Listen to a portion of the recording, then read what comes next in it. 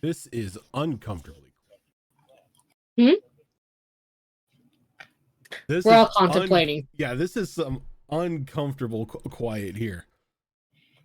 I expect this from like, would-be heroes or something like that, where, Saturday, everything, you're kind of drained afterwards. Normally you guys are talking up a storm. To be fair, we were for a while there. We just took a brief break. We're all very contemplative. Yep. There's a lot of choices that lie ahead of our characters. There is most definitely a lot of choices that lie ahead of your characters the next couple episodes here.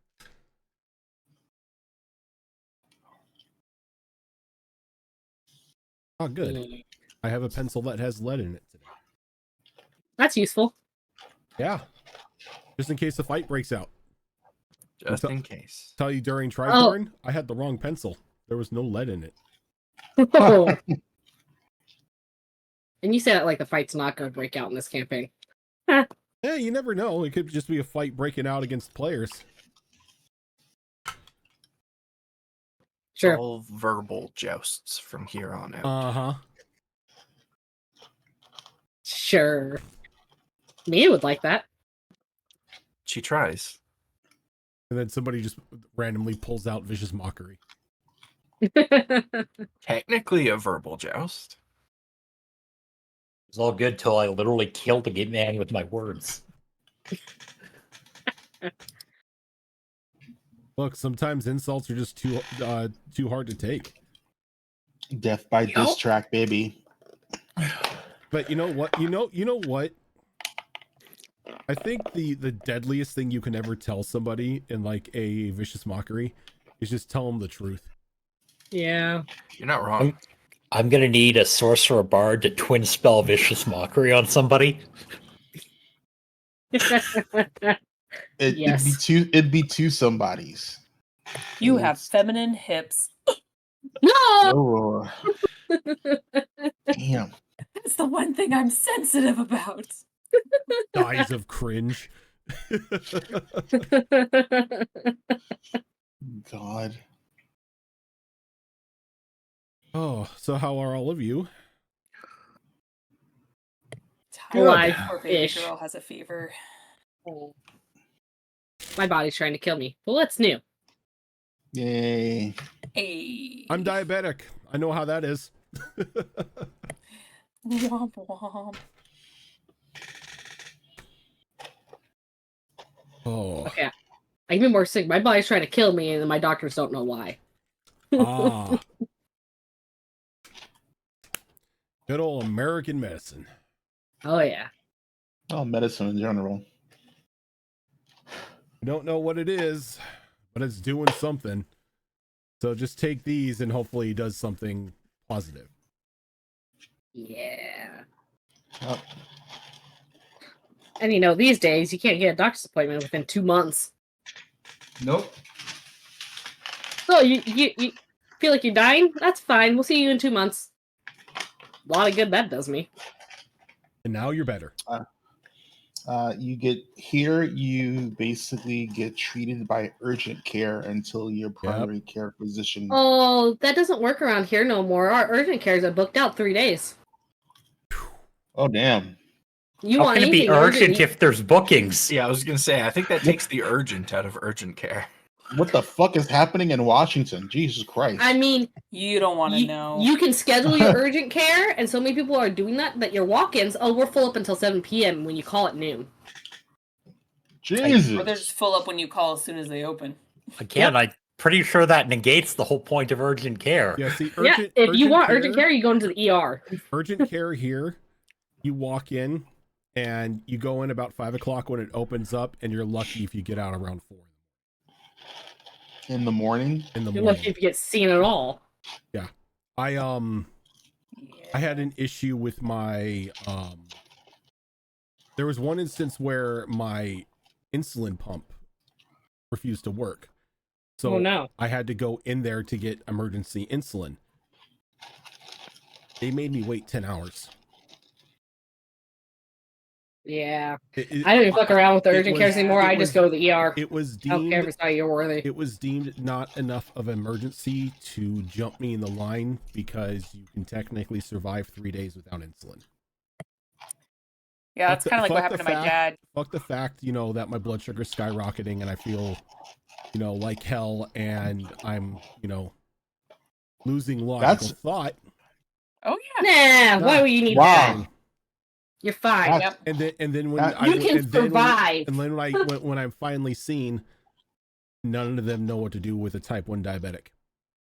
Yep. Because ER It's a or fucking urgent care care. doctors are not trained to handle diabetes. Nope. They ain't trained on shit, so let's be That's honest. bullshit.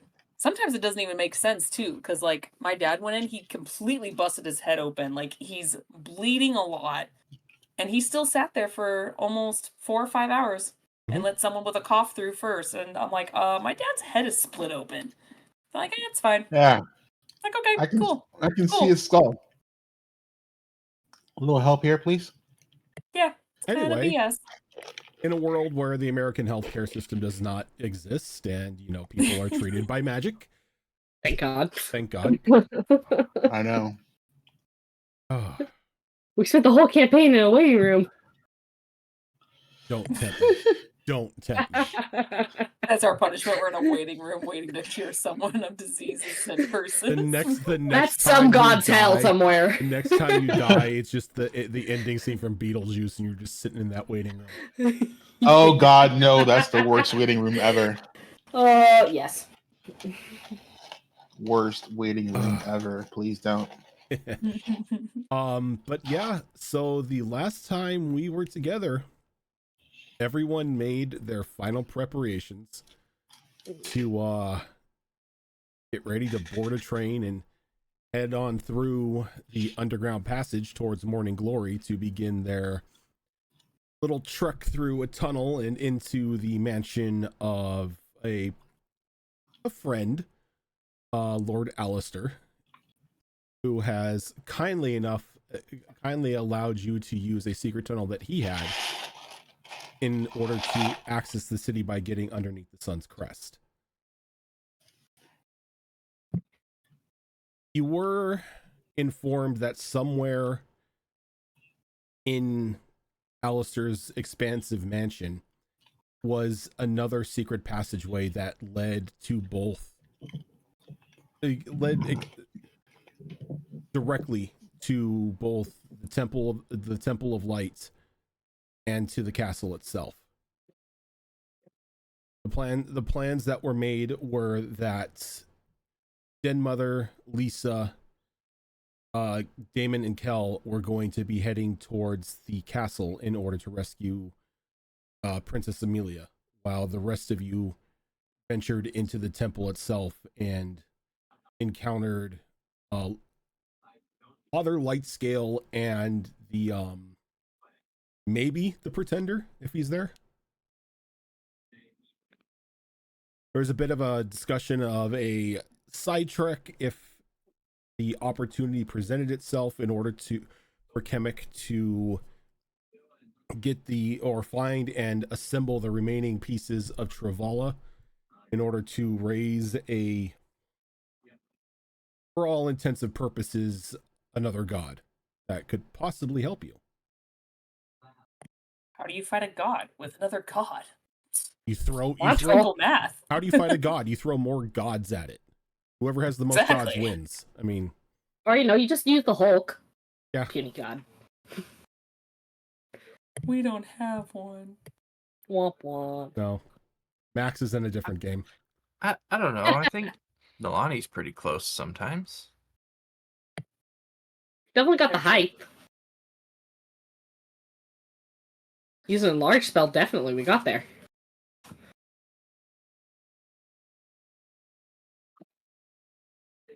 What is up with the Sirenscape player? Do not have an answer for that.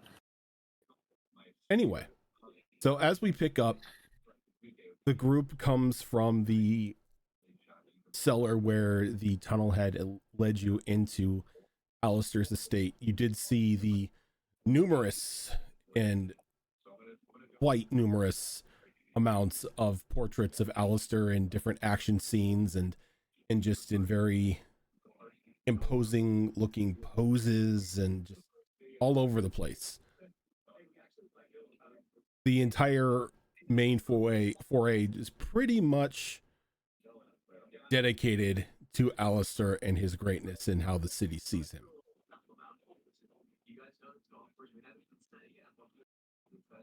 But immediately as everyone makes landfall onto the main floor, Dead Mother and her group instantly begin to start scourging through the just various rooms, trying to find anything that would open the passageway in order to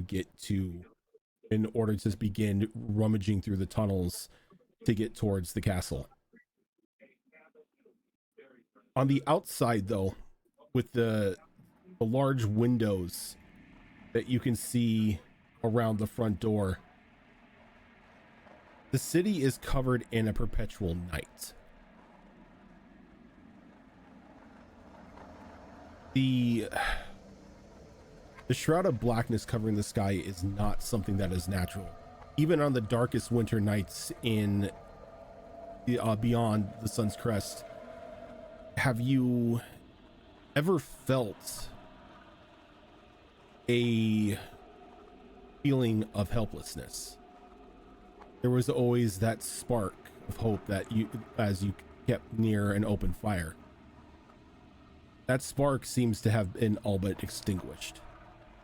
Every now and then you can catch shapes moving along throughout the sky, jumping from rooftop to rooftop, or just flying with large leathery wings as they are patrolling the streets below.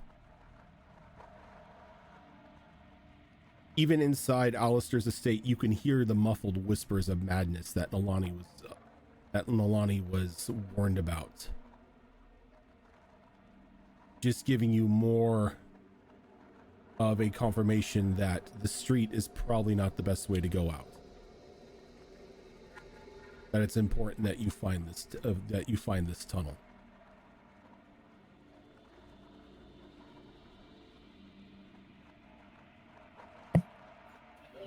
Well, Alistair's a pompous ass. I'm pretty sure he has a wine cellar. Yes, we just came from it. Oh.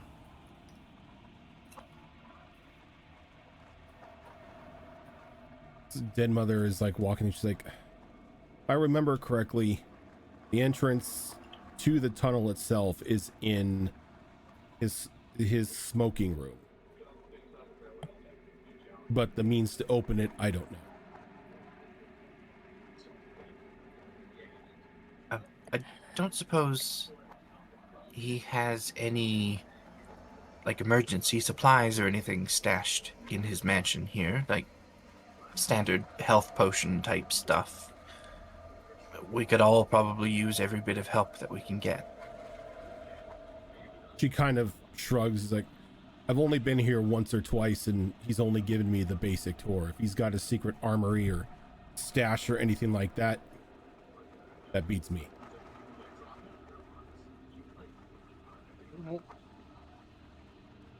Most logical place to start looking would be the smoke room for the opening. So I'm more heading there and I'll start looking for a way to open this if you guys don't want to look for a stash. And how large is this place?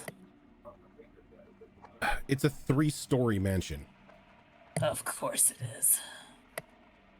Where's the smoke room? Lisa's like, smoke room, main guest amenities and everything are here on the bottom floor. Second floor is more guest rooms. There are about 83 in total. And the third floor itself is Alistair's private floor. His office, his personal master bedroom, everything like that. At least we only have to search one floor. Do you at least know the direction of where it could potentially be? Well, we know the entrance is in the smoking room. We just don't know how to open it. Yes, I'm talking about where the smoking room is. Oh. Back there, leftmost corner room.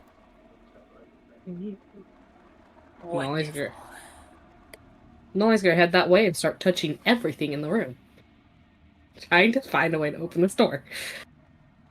Don't just touch everything. And as you walk into the smoking room, you walk by two large gold statues of Alistair in a very form-fitting smoking jacket. It looks like a sifter of brandy in his hands. The flooring itself is like in this like gaudy looking maroon carpet.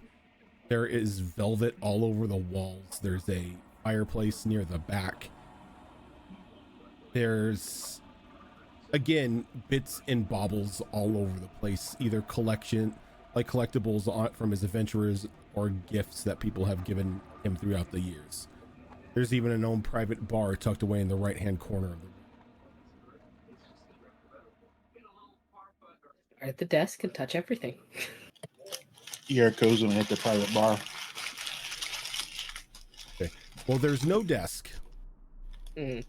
But if you want to give me investigation rolls while you are in this room, you most certainly can. If there's a specific spot you're looking for, let me know. Or you're looking through, let me know. Chemic is actually searching and trying to look. That's not terrible. That's a 19 on my investigation. Okay. I grab my dice. That's becoming a new normal. When I make the bingo cards live, forgetting your dice is going to be one of the squares. Oh Yes. God! Because it's becoming Zora's new Child normal. away. I was putting child away. I'm sorry. Okay, let's try this again.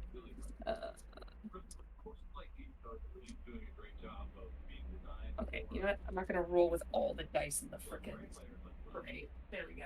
Let's make this a little easier for me. Nope. Don't be a heathen. I only have a 15 for my Oh investigation. shit! Okay. What can it get? 28. I rolled low. No, I didn't roll low. I actually rolled high on that one. So, Yuriko, you I'll really get to don't that. find anything at the bar. Any of the alcohol that is currently behind it is locked in a liquor cabinet.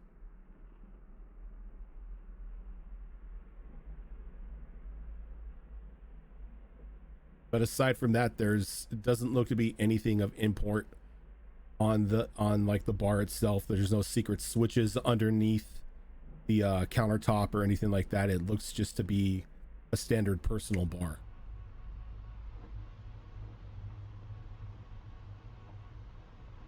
Nolani, as you're walking around and touching everything, you find a suspicious crease in the wall almost closest to the fireplace. The fireplace is like facing a northern wall. This is like more on like a western wall. But you get within like 30 feet of this fireplace and you can feel that there's a small like indented line that is like haphazardly covered by the velvet. I'm wanting to see if there's a way to either peel back the velvet. And we'll start with that. We'll see if there's a way to peel back the velvet. And yeah, you could just easily peel back the velvet and you can see that there is a stone wall right there. Simply split down the middle. You're looking at the wall probably 10 feet high. But you can definitely feel like a draft coming in through there. Found the opening. And Kamek, as you begin to go through the room as well, near the mantle of the fireplace, you see this small contraption sort of tucked under the lip and up and under into the fireplace itself.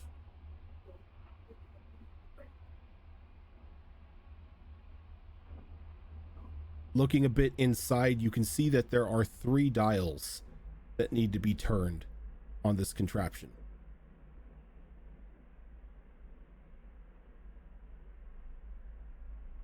Do I see if there's a pattern with these dials, or it's more of like They cracking a safe they sort just of seem dial? to be very haphazardly drawn runes. They don't really mean anything.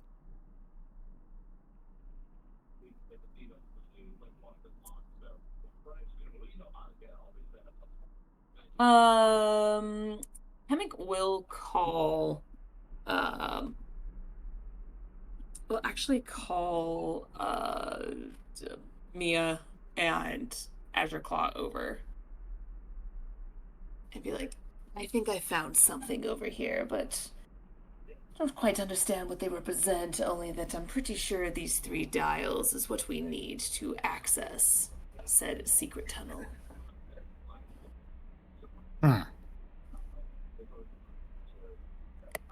Come over and take a closer look. Yeah. And you sort of like tuck your head underneath the mantle into the flue, and you can see the dials as well. 3 of them, randomly drawn runes on each of them. Is there anything recognizable about the runes that's drawn on them? Are they perhaps in a specific language's script, or are they at least appear to be arcane in nature? Anything of that sort? They don't appear to be anything in nature. Some of them even look like just drawn on squiggles. Why does this one look like a cat in the hat? Like, what's happening here? Oh, yeah, it kind of does. If you like turn it about 30 degrees to the left. It does. Totally This one looks looks like a like a piece cat. of ham. I don't understand. I don't suppose they're magic. If they are, it's not any sort of magic I've ever encountered before. Yeah, this is just gibberish, and not in the decoding kind of way, just gibberish. Kamek is gonna look around the room and see if they can find anything distinctive that is possibly 3 similar things. Like, notice 3 pairs of the same type of glass. Give me or an bottles. investigation roll. Okay, that time I rolled low. 21. That's low. Hello. Compared to my 28, yeah. I mean, investigation runs off of int, right? Yeah. Yeah, it does. So you look around the proficient. room, and it occurs to you that if this is any sort of locking mechanism that Alistair has designed himself, there is nothing in here that gives you any sort of hint as to how to get through it. Push all the buttons. You it's fine. kind of figure you have to get into Alistair's mindset in order to unlock a door that was designed by Alistair. Kamek will look back at me and go, wasn't he a strange monk of sorts with particular elements? Do you think these perhaps represented the elements? In his own weird way. Certainly possible. I'm starting to wish I had taken more time to have conversations with him, learn a little bit more about how he thinks about these sorts of things. I highly doubt that he's written any of this down, but if you don't mind continuing to investigate this area, I think I might go up to his personal room and take a look around. Maybe there's paperwork with hints, or there's objects up there that might relate to this in some way. I was hoping for a journal as well, but since there is nothing in here, like a bookshelf or a desk, that might be the best way to go about it. Yes, I'll I keep searching. don't have high hopes, because I feel like he probably knew better than to have any physical records of, acting against the church, but you never know. He was a man full of secrets. I just Well, know but- that he was a secret double agent. He was a monk of elemental variety and was a unique form of dragon. So perhaps those are 3 hints connected in some shape or form. Ah, there's 3 already right there. After Yuriko's unsuccessfully tries to break into Alistair's liquor cabinet. Oh, are you attempting to break into the liquor cabinet? I can't Oh do it my. unless I break the glass because I don't have these tools. So I can't pick a lock. True. So I mean, I can literally just you can kick a lock, but you can't pick a lock. I can like bash it and then like just grab a bottle. But I'm trying not to be that person. Yuriko's gonna go over to like this crack everyone's investigating, and she's just gonna like put her face up against it and like see if she can feel any air coming out of it. Coming out of what? The crack. Yes, you most definitely can. And while the nerds are nerding, I want to be feeling around the door as well to see if there's any structural weakness to it or whatnot. All right, so then she's gonna like once she knows there's like air behind it, she's gonna cast gaseous form. Okay. And as you, Nolani, as you're searching around, you realize that this stonework, whoever cut it was a master stonemason. There is like any structural weakness or any sort of flaw that anybody can take advantage of seems to have been prepared for. Okay, I had a feeling, but I wanted to check. And Yuriko, you assume a gaseous form. I go through the crack. And as you go through the crack, you are shunted backwards as there's a magical force in this crack that repels you back. And as you do so, you are countered out of the gaseous form. Good try, though. As there's like an audible like groan now. And like a click that happens in the Immediately, ears perk and look around to see what caused that. and you look around, and over in the corner, over by the personal bar, you see a chalkboard that has the words pass and fail on it. And there's a line in fail. What did someone do? Looks at Nolani, because Nolani was touching everything. Don't look at me. Something was triggered. Look. Chemical pointed out for everyone to see. Didn't anyone see me like gaseous form get bounced away? Everybody in the room would have been able to see that. Okay, I'm just wondering. I'm like, it's like, was no one looking? My guess that whatever heck your coach just did set that off because they were there, not there, and there again. Only on her butt this time.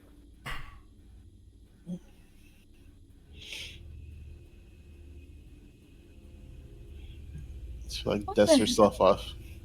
She's like, "Nah, I'm gonna take one of his bottles." I can tell you there's no structural weakness in this wall, so we're going to have to figure out whatever those symbols are. It's the only way to open. There's no breaking this down. Well, apparently, whatever we end up doing, depending on how many times it takes, looks back at the wall. I'm sure something is to trigger if we have too many fails, and I don't want to count how many fails we get before we reach that point. Oh.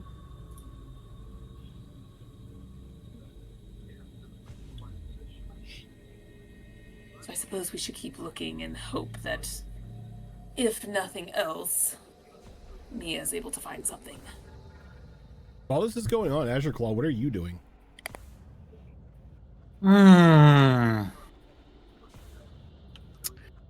That's a very good question.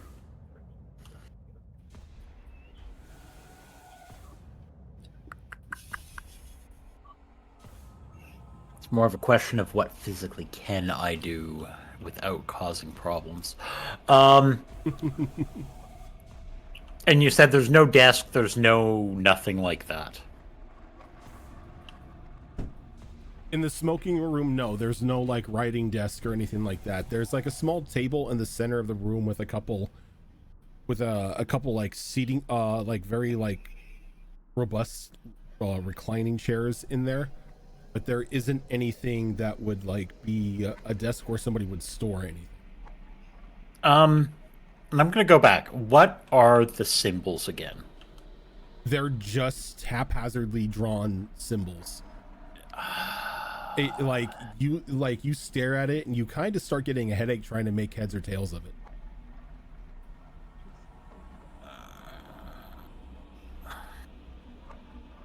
I am the wrong type of wizard for this bullshit.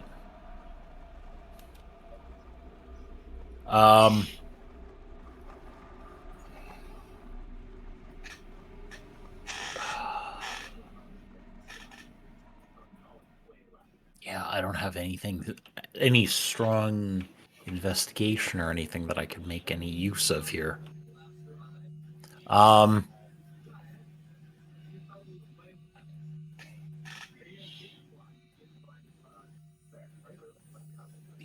Interesting and odd question.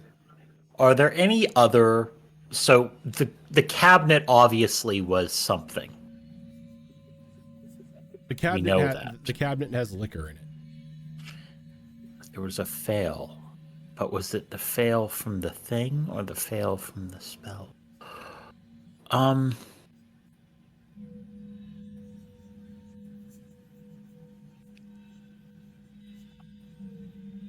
Nope, I am going to sit and ponder this. I do not have a good answer for anything. Okay. Mia, you make your way up to the 3rd floor. And it's not very hard to determine which room is the private office. As on the outside of the office door, it has just this very, of course, important looking placard that says Lord Alistair, Master Detective and Monk.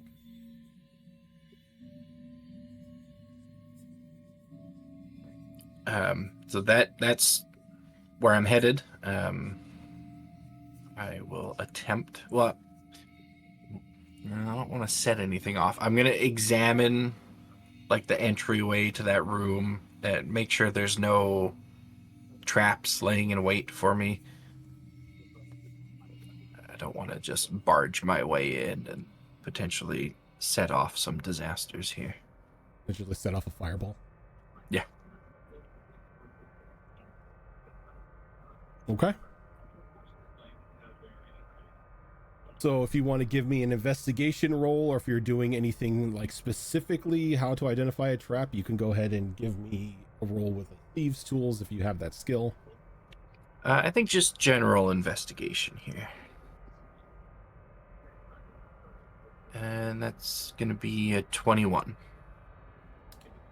Not only is the door not trapped, the door is unlocked. In that case, I'm just going to open it up and stride right in there. You open it up and you stride in, and what you see kind of surprises you, as this room is completely barren. There is a singular wooden desk and a very uncomfortable wooden chair behind it. The walls themselves are completely barren.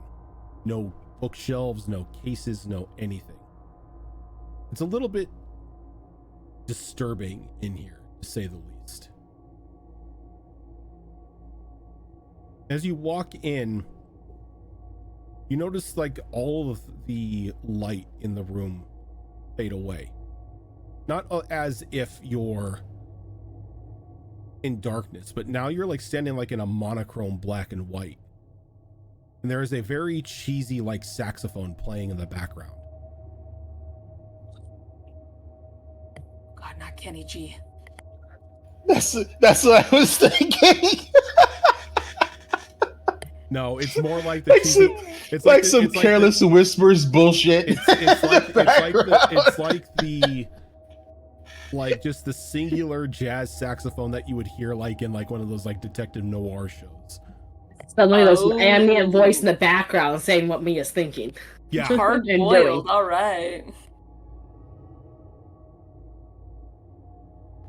After taking a moment to just kind of laugh to herself at the whole situation here,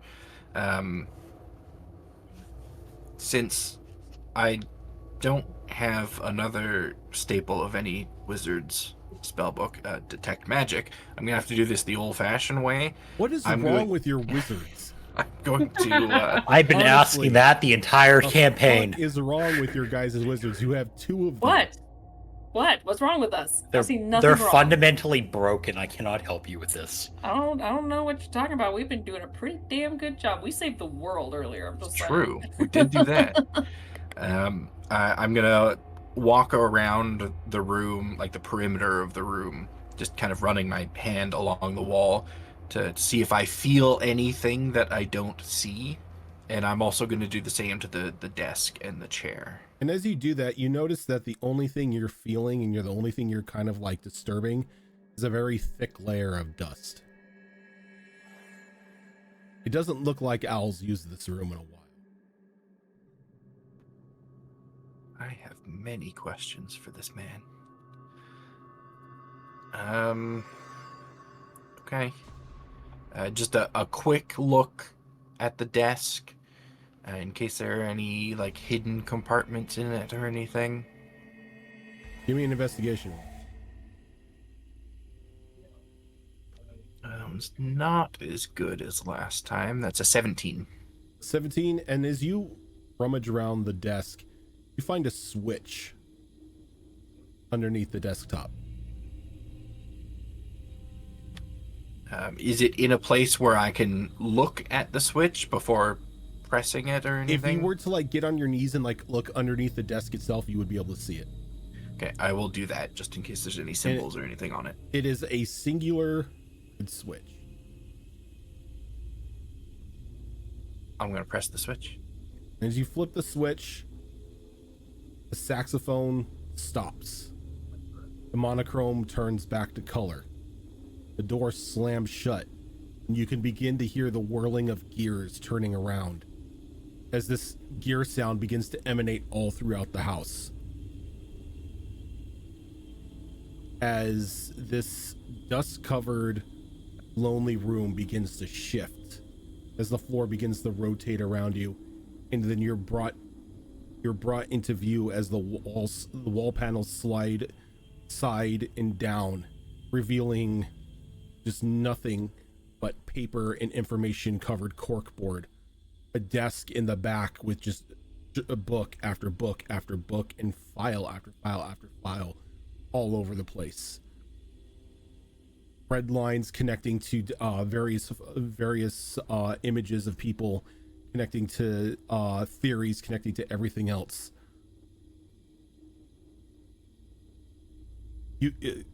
Just by Mia's intelligence alone, you could probably take an entire week in here and probably still not be able to make heads or tails of Alistair's information system. While you can see that to an uneducated eye, it just looks like it's haphazardly thrown together, the ramblings of a conspiracy theorist. But just taking a moment to take it all in, you begin to understand that all of this is in its own way a work of Alistair's genius in order to throw anybody off who would break into his home and somehow discover his work. Okay. So looking at all of this, Mia has the linguist feat, which basically makes her like a master of ciphers. Do I see a cipher within this writing within this work? Is there information hidden within this that I might be able to see? When you look at it, you're amazed because there is 4 separate ciphers working in unison in this work. And looking at all of this, do I see those same symbols from downstairs anywhere among all this? You don't. Okay. I think at this point, I'm going to use message and reach out to Kemek and just be like, I found a whole lot of information up here. I need an extra set of eyes if I'm going to make sense of any of this.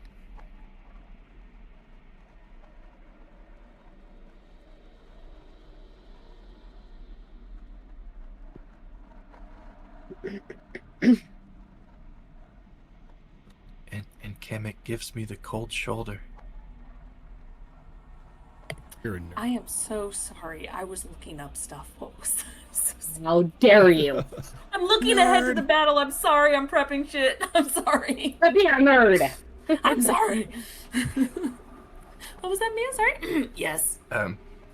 Yeah, I found a whole lot of information up here. I don't know if any of it's relevant, but I need an extra set of eyes just to help me skim through it. Very well.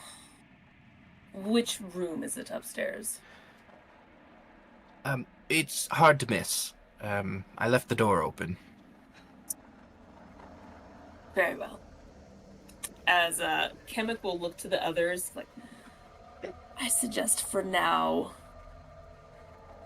try not to break into anything, and perhaps maybe don't use magic just in case if that fail sign is due to magic or getting into something you're not supposed to. I'll be but a moment. There is some information we're going to try to gather real quick. And Kemek will go upstairs and try to find the open room. And you go up to the 3rd floor and you notice that the 2 doors that are there are both closed. The door's shut when you flip the button. That's right. You did say that. Kemek's just gonna narrow their eyes and look around and go, and because I spent time, this was a while ago, I spent time to learn an actual wizard spell. I'm gonna send message. I don't believe you. I did. I honestly did. It's the only one. I was forced to press a dissertation. Using message. Mia, all the doors are closed. As I look over my shoulder and realize that, oh yeah, the door did close. I'll go over the door and open it up. And as soon as you open it up, you hear everything behind you shift back. Clever. Hello. Hi. Sorry, I was just so engrossed by all the information that was displayed before me, I didn't notice that the door closed. It's fine. What were you able to find? Well, I don't know if any of it's relevant, but I found Alistair's notes. It looks like from various cases he's been working on and theories he's been putting together. I don't know if any of it's going to help us, and as much as I desperately want to read through every bit of it very carefully, we have more important things to deal with, so if you could help me skim through it to look for anything that might be relevant to us, that would be helpful. Well, I could definitely take a look here. Let me see what I can find. Yeah. And Kemek Watch will... this. This is quite impressive. As I lead Kemek into the room and flip the switch again. And as you do, same thing happens. The entire room shifts color and noise as all the information is laid bare to both of you now. Oh, I need this for my room. I was thinking the same thing. And for my tower when it happens. I think my mother might be annoyed with me if I did this to our house. But if she doesn't come back home, she can't stop me, right? Fair enough. Well, with all of this information revealed, let's see what we can find. Yeah, again, I don't know if any of this is going to be relevant to us, but it's worth a look. If anything, if it's not what we're looking for downstairs, hidden information is still very relevant. True. As chemicals start looking around. Okay. Can both of you give me investigation rolls with disadvantage, and no, you cannot assist each other? Okay.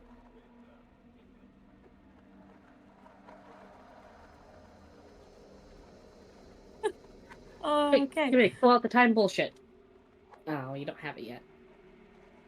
No, that's higher levels, and what I could do now is more dex related.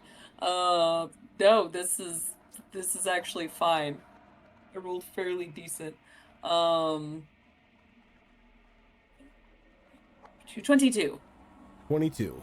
I did not roll that high. I got a 14. All right. So Mia, you don't really find anything important in all the ciphers and everything along the wall and whatnot. Kemek, as you're rummaging around the desk, you notice that there are various case files and profiles and everything all over the place.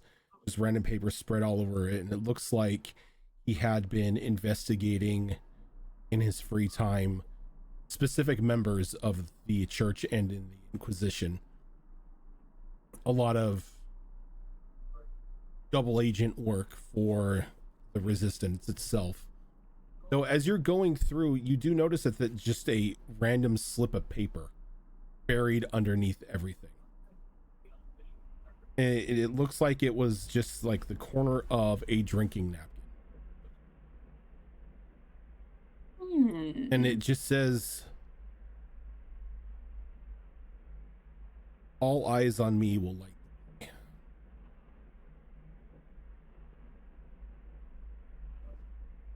Kemek will read this out loud, kind of with a grin, but not the I'm satisfied with myself grin, more of the oh, of course.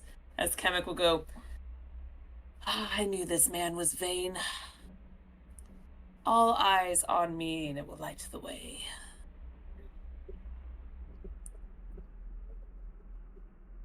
I think he wants us to look at a pretty picture of him. Well, that's a lot to choose from.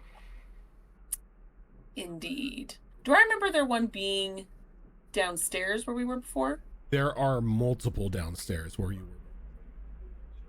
Even in the smoke room? Smoking room, there are no paintings of Alistair. There are two gaudy looking statues. But there are no, they were him. They were him. Oh. Two golden statues of him in a smoking jacket holding like a decanter of alcohol.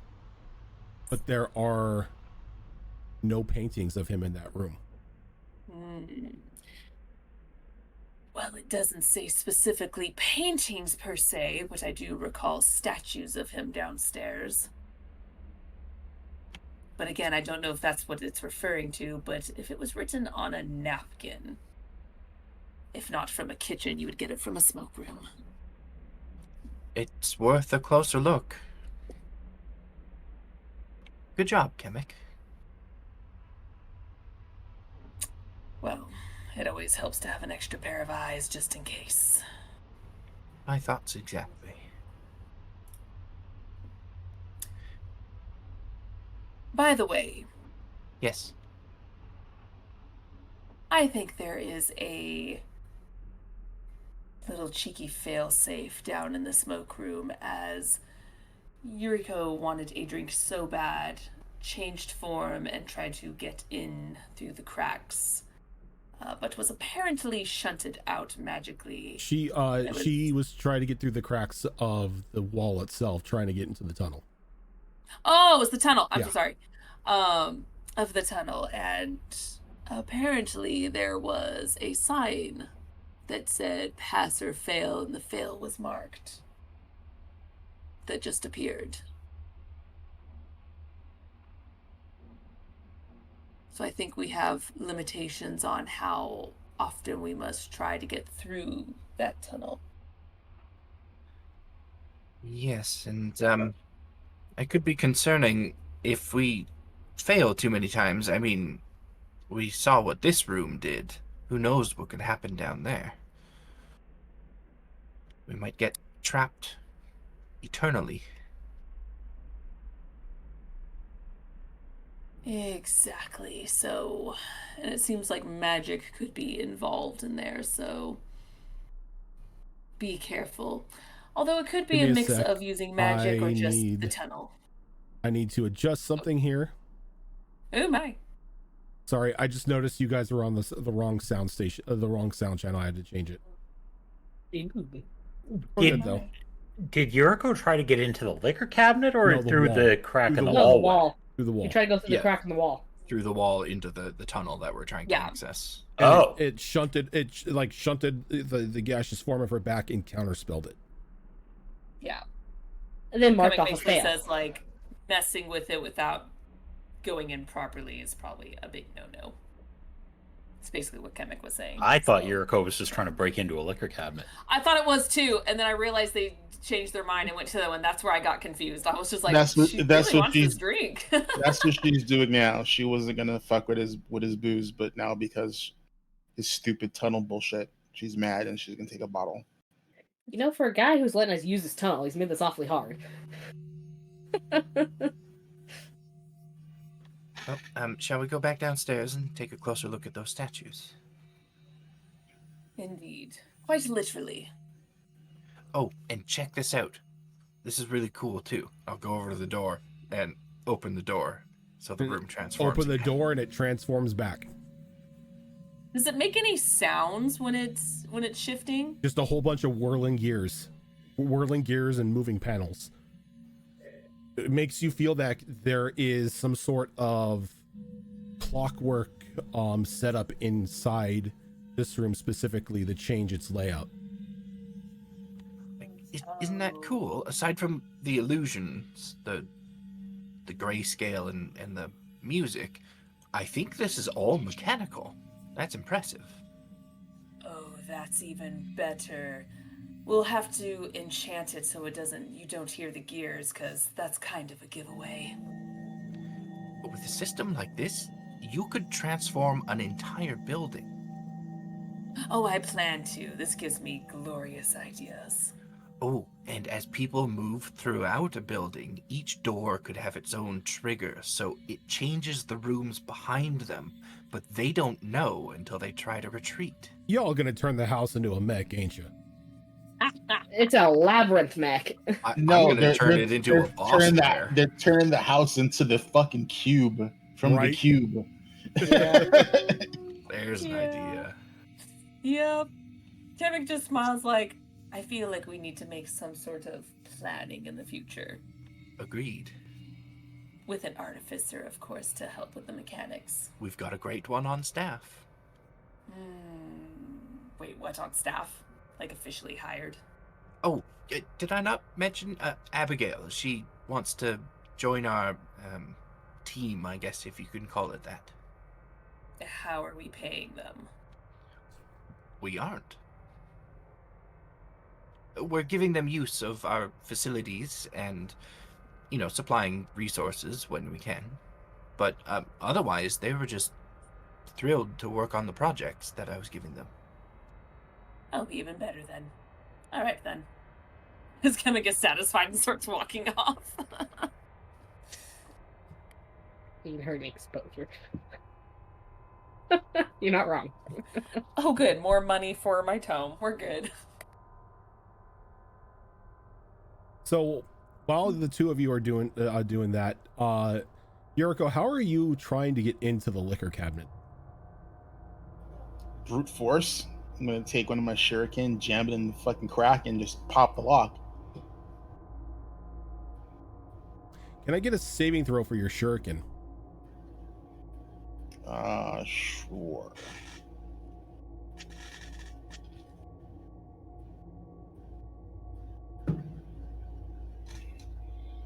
What kind of save? Constitution. Constitution. Not off your stats, just it's basically just a straight up d20 roll. Oh, so then 19. I rolled a 19 with that. So you jam the shuriken in there and you try to pop the lock and it is just not giving. As a small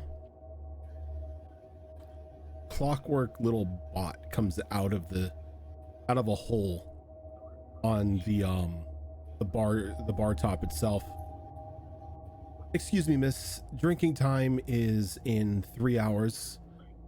Until then, the liquor cabinet must remain closed. I implore you not to attempt to steal any alcohol or physical violence may ensue. And as it says that, it tucks itself into a little ball and just goes back down the chute.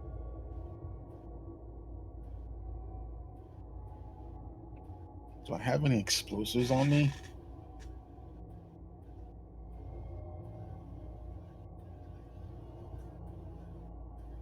I don't know, do you? I have similar. I don't know if I want to waste one on this guy. I don't think it's worth an eldritch horror.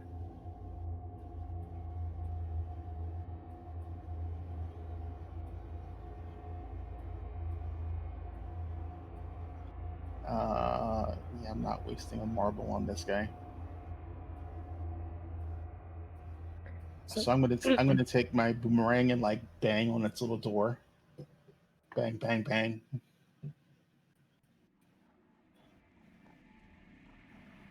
You hear some moving around and it pops up out of another chute on the opposite side of the countertop.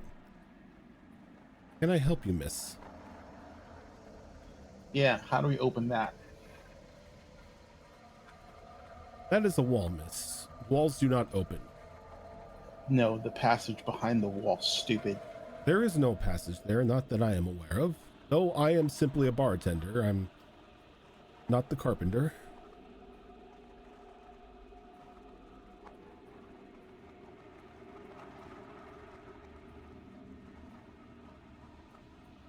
If you're looking for secret passages or a guided tour, I would suggest talking to the master of the house. Well, he's not here right now. Well, then I would assume that the way the master puts it, you are shit out of luck. How small is this thing? Oh, it's tiny. I want to smash it.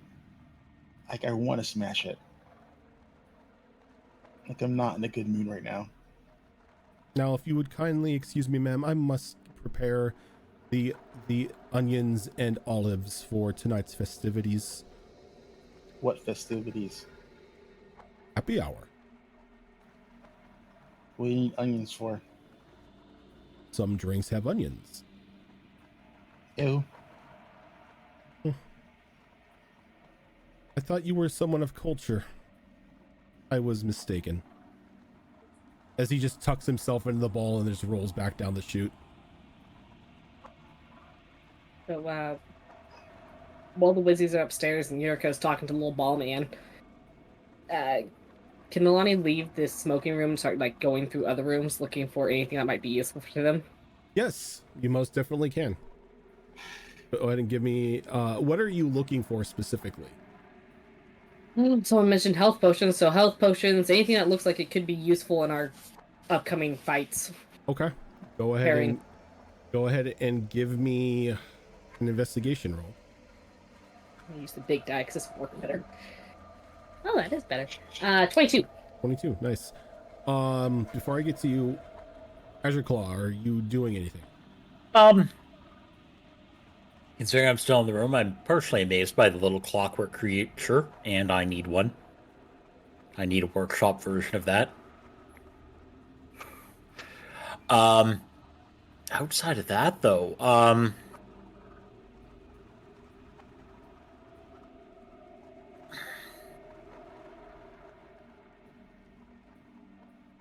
No, Azurclaw is kind of confused by this entire thing. There is no skill set. Oh, no. I need to go inspect those statues outside. That's up my wheelhouse. The statues are inside the smoking room. There are 2 gold Are they statues. Are they inside? They are inside the smoking room. They are on opposite sides of the doors. Like Oh, as you walk in, there's absolutely. one on the left, one on the right. They are identical statues. Oh, I want to go over this with these with a fine tooth something. I need to appraise them. I must know everything. Okay. I'll give Are you they just pure gold, or are they other things? it. They are gold statues. Just from No like a naked. inset things. Oh, there are gems here and there and everything like that, but just from a basic observation, it's just a gold statue. But that's a Yeah, basic I need to know observation. more. Okay. How would you like to proceed with that? Oh, I'd like to start with a flat-out appraisal. Okay. Go ahead and give me Which that is- appraisal roll. In my realm of actual things I can do. Nalani, Mm-hmm. you find another hidden wall in one of the rooms, and there's just a singular keyhole in this one. And that's it. You don't see any sort of hinge or indentation or anything like that. There's just a singular keyhole in a wall. What did you get, Azurclaw? 10. They definitely look expensive.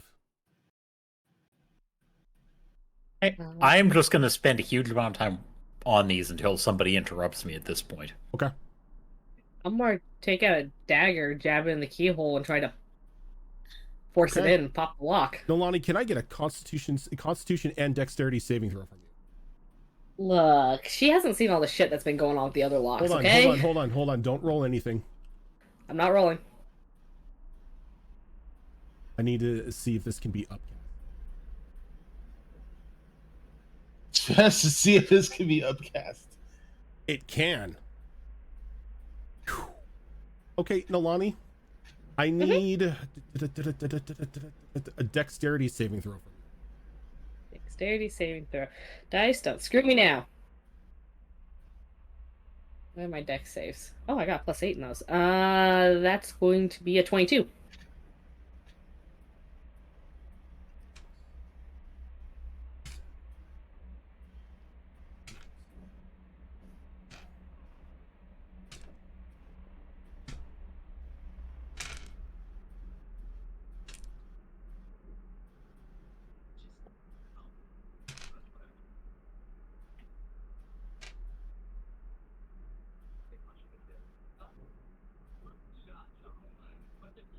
I do not have enough d6s for this. I don't like dear that. Lord. So, This is why I got the mini D6s as a wizard. Nalani, Mm-hmm. you jam this in the keyhole, and as you do, you see these light green runes sort of start spelling something out. And it just says, "Now you fucked up." As you hear whirling coming from behind you, as located in opposite corners of this room are these strange looking emeralds that begin glowing up. And they fire these, like, just this concentrated beam of green light towards you. Now you're going to only take half of this because you made your dexterity save.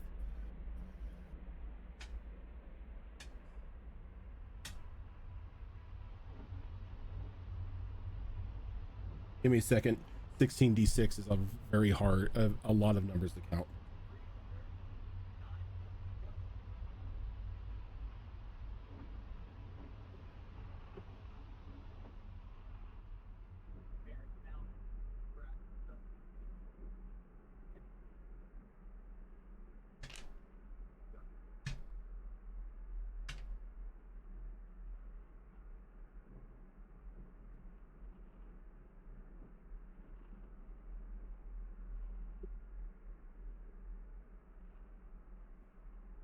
So the total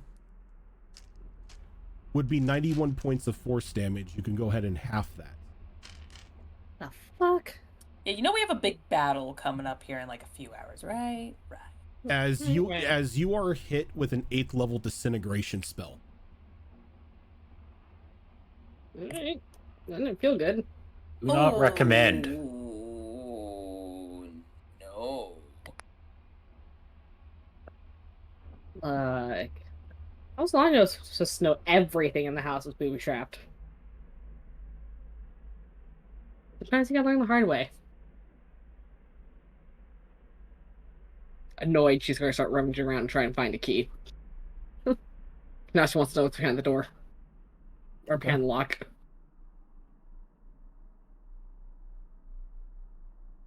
I only have 17d6.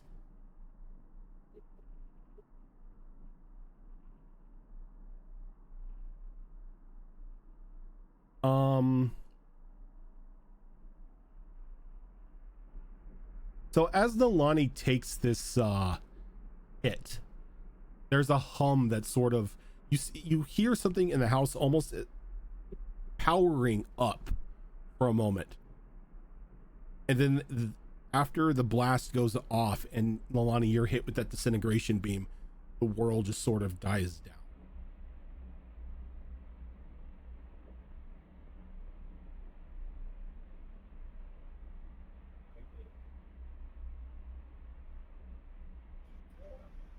I'm listening for mayhem. You probably hear Nalani, yell out in pain. Yeah. And then start cursing. Because 45 force damage isn't a fun thing to hit to take. Jericho's gonna sigh and then leave that room and go looking for where Nalani is. And it's not hard to find Nalani, as you can smell a bit of cooked flesh at the moment. Ah, memories. Kemek has memories of Nalani's cooked flesh. The Just Kemak's own cooked flesh. I mean, she's Flesh? probably. Flesh. Let's be fair, we ventured for a while before we met you guys. She's probably smelled it a few times. I'll let you determine if it's Nala- Nalani's or not. But cooked Nalani's flesh, probably, yes. this isn't the first time Nalani's tripped a fire trap or something. Well, and in that obelisk cave, Kemek was turned into jerky for a while. Yeah. Yeah. Kemek was a Slim Jim. Oh, that too. Okay, yeah. Kemek more was memories. definitely a Slim Jim. But those of you who do go looking will find Nalani in a couple rooms down from the smoking room. A smoking wound on her back, as you can see the light from the emerald slowly starting to die down. I would figure by the time I got there, the light would be gone already. Mm-mm. Oh, it took that long to power down.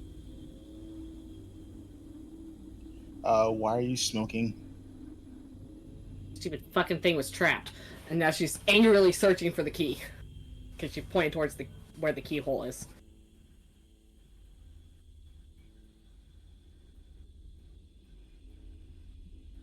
As you point towards the keyhole, you see it slide closed.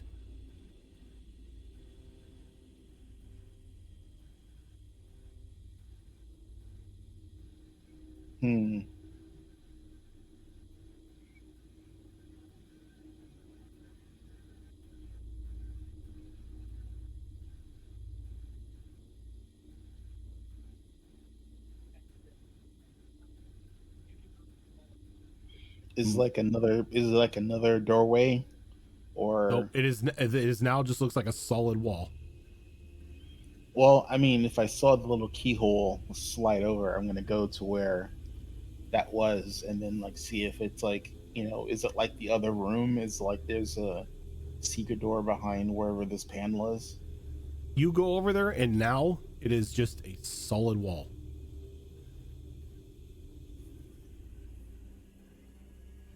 As you get closer to the wall, you hear gears turning and clicking, and then something shifting and moving away.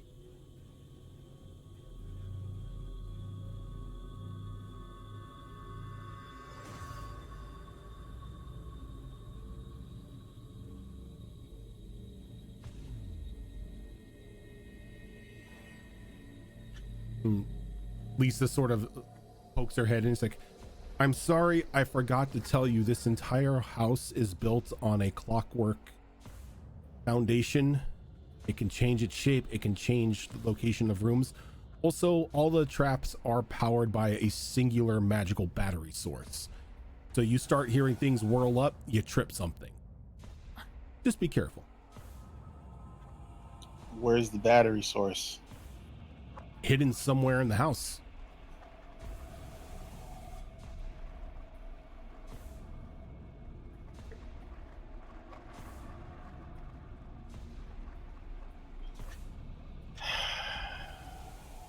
As I think at this point in time, both Kemek and Mia would be coming down from the 3rd floor.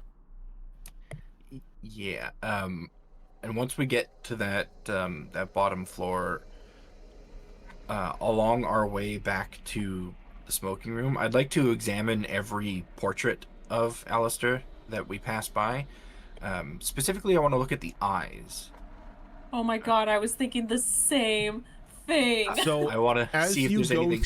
As you go down through the 1st floor and you begin looking at every single painting, all of the eyes look like eyes. Are they all looking in a direction, or or is there a noticeable number of them? It's looking... all random. It like they are like their eyes are positioned to be looking at whatever he would be looking at in the painting. There isn't one with like any like weird googly eyes or eyes missing or anything like that. I mean, they'll all have googly eyes when we're done here. But once we get to the smoking room, I want to look at the statues as well, their eyes, see if there's anything up with those. The eyes aren't really defined. They've got little like little chisels, but there's like no rubies or anything in like that. Azure Claw, can I get one more investigation roll from you, or appraisal roll? Appraisal? Yeah. 14. 14. You notice that the surfaces on both of these statues are different.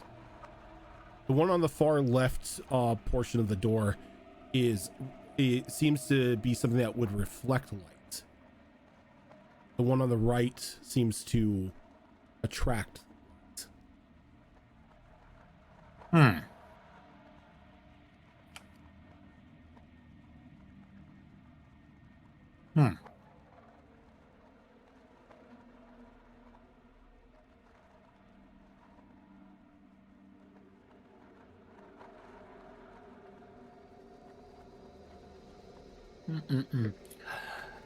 I am going to pull out my lantern. Okay. The magic lantern. And I am going to shine it on the statue that wants to absorb light. Remind me what the magic lantern does. It is labeled as Magic Kunkaval Lantern. Yeah, so he gave us each a stone that produces light, like the light spell. Oh, that's right. And yeah, we put them in our lanterns. Okay. Yep. So you sort of hold it up, and you begin to see that as you hold this light on it, the entirety of the statue seems to sparkle more as the statue itself begins to move just a smidgen, as the arm sort of comes down and its shoulders sort of like turn to the left.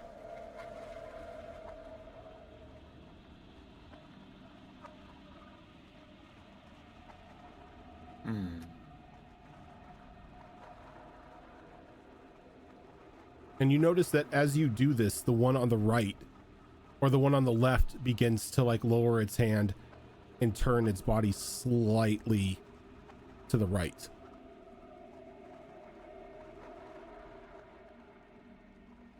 And the first one was turning its body to the right or to the left? I'm sorry. So the one on the right is turning its body right, so it's like turning to face the door, and the one on the left is turning right or turning left to face the door. Okay, But so it's just a very slight movement from both of them.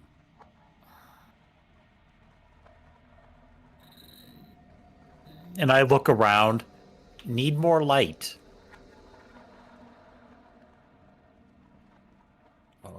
I'll pull my lantern out as well, seeing what he's doing. And as you do that, they barely move again. I think we're gonna need more light than just our lanterns. Looks at the wizards expectantly. Oh, I'm sorry. You think we have the light cantrip? Please, sir, please. We're not real wizards. I'm starting to believe that. I may not have the light spell, but Etrin's got a variety of them. Himmick will once again say that line out loud, of looking at me, and it will light the way and observe the statues a bit closer. Give me a... I'll let you call it. Insight or investigation. Well, let's see here.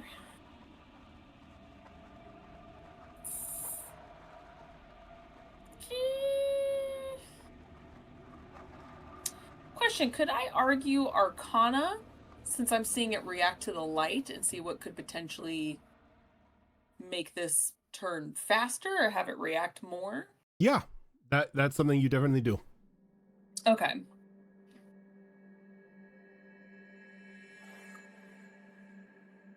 Oh, I thought it was gonna land on the Kraken. Dang it. 23. Light is most definitely causing them to turn to face one another. And you think if you can get just enough light, their eyes will meet.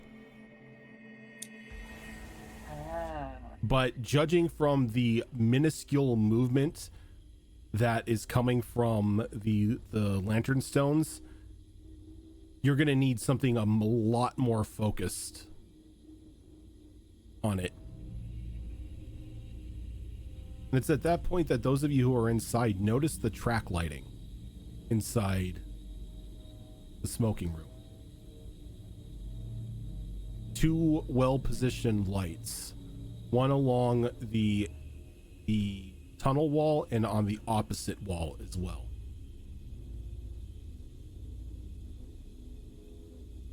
But they're not on.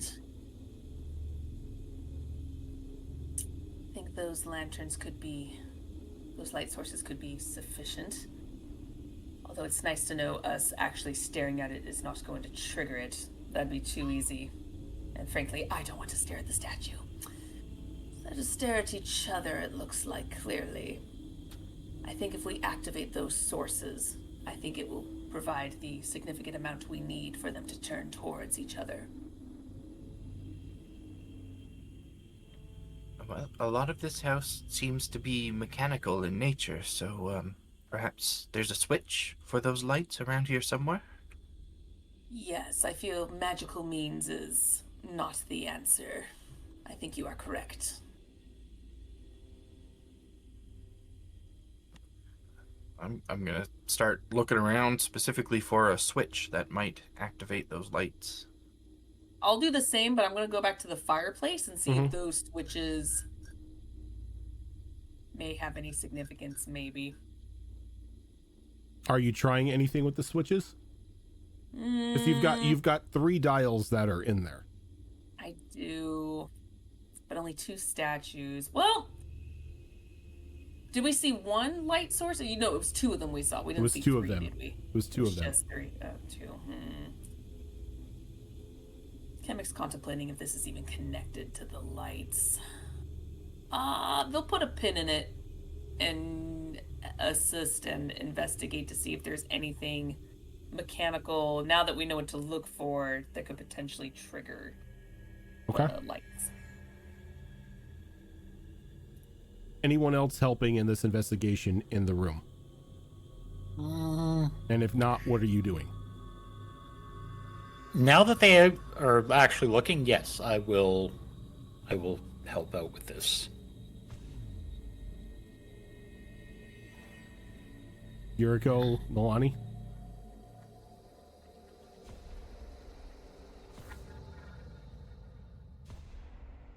You're muted. You muted. Muted. Hey, we got one for the bingo. Did the Wizzies say something when they came downstairs, or did they just go start investigating the statues? They were talking about light switches, and Yuriko's never seen a light switch before in her life, so she doesn't know what a light switch is. I was just in the other room, so I don't know if I heard them. You would hear them working on talking. stuff. You would hear them Okay. talking. It's rather quiet when none of the gears or machinery are starting to fire up. She's it's completely funny, 'cause done with this Kevin would house, so she'll say- go help. Yeah, Kemek would say coming down at one point, although it'd be in a lower tone, so I don't know if Nalani would hear it. It was like, a familiar smell. Just keeps walking. Yeah, I'll go help them search for lights because Okay. she's done with this house.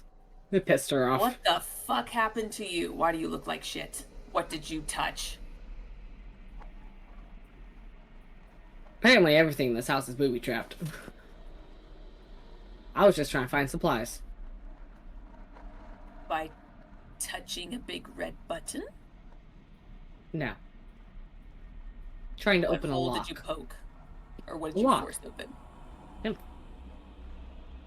Did you check to see if it was trapped? Yeah, with my dagger. That's not checking, that's for... This cannot be the first time the lines check for traps this way around you. Yuriko won't say anything because, in her defense, she did the same thing, just a different door. Same stupid, slightly different format. Yurika does the archer thing where the finger goes up and goes, nope, never mind. Don't think of it as triggering a trap. Think of it as successfully detecting a trap. Yeah. Yeah. The barbarian outcome. Found the trap. So those of you who are helping, Thanks. so there are what, four people doing this, or is yes. is Yuriko helping as well? Yeah, they said look for lights. I'm Okay. like, So one of you may roll with advantage +3, as there's 3 other people assisting as well. not it. Mia, Not. do I'll you give- want to do it? Or do you want me to do it? Is this I- an investigation roll? It is an investigation roll. I'll give one of the Wizzies advantage so that the other Wizzy can still roll. So I've got pretty darn good investigation. Are you proficient in investigation? I am. Okay, so you probably have a higher investigation than I do. I have Okay. a +7 to mine. Mine's a tish higher, so Yeah. okay. So so we can all with assist advantage you plus then. 3? Mhm. Is that what you said? Okay. Yep. Oh, so close. Thank God with advantage, Jesus Christ.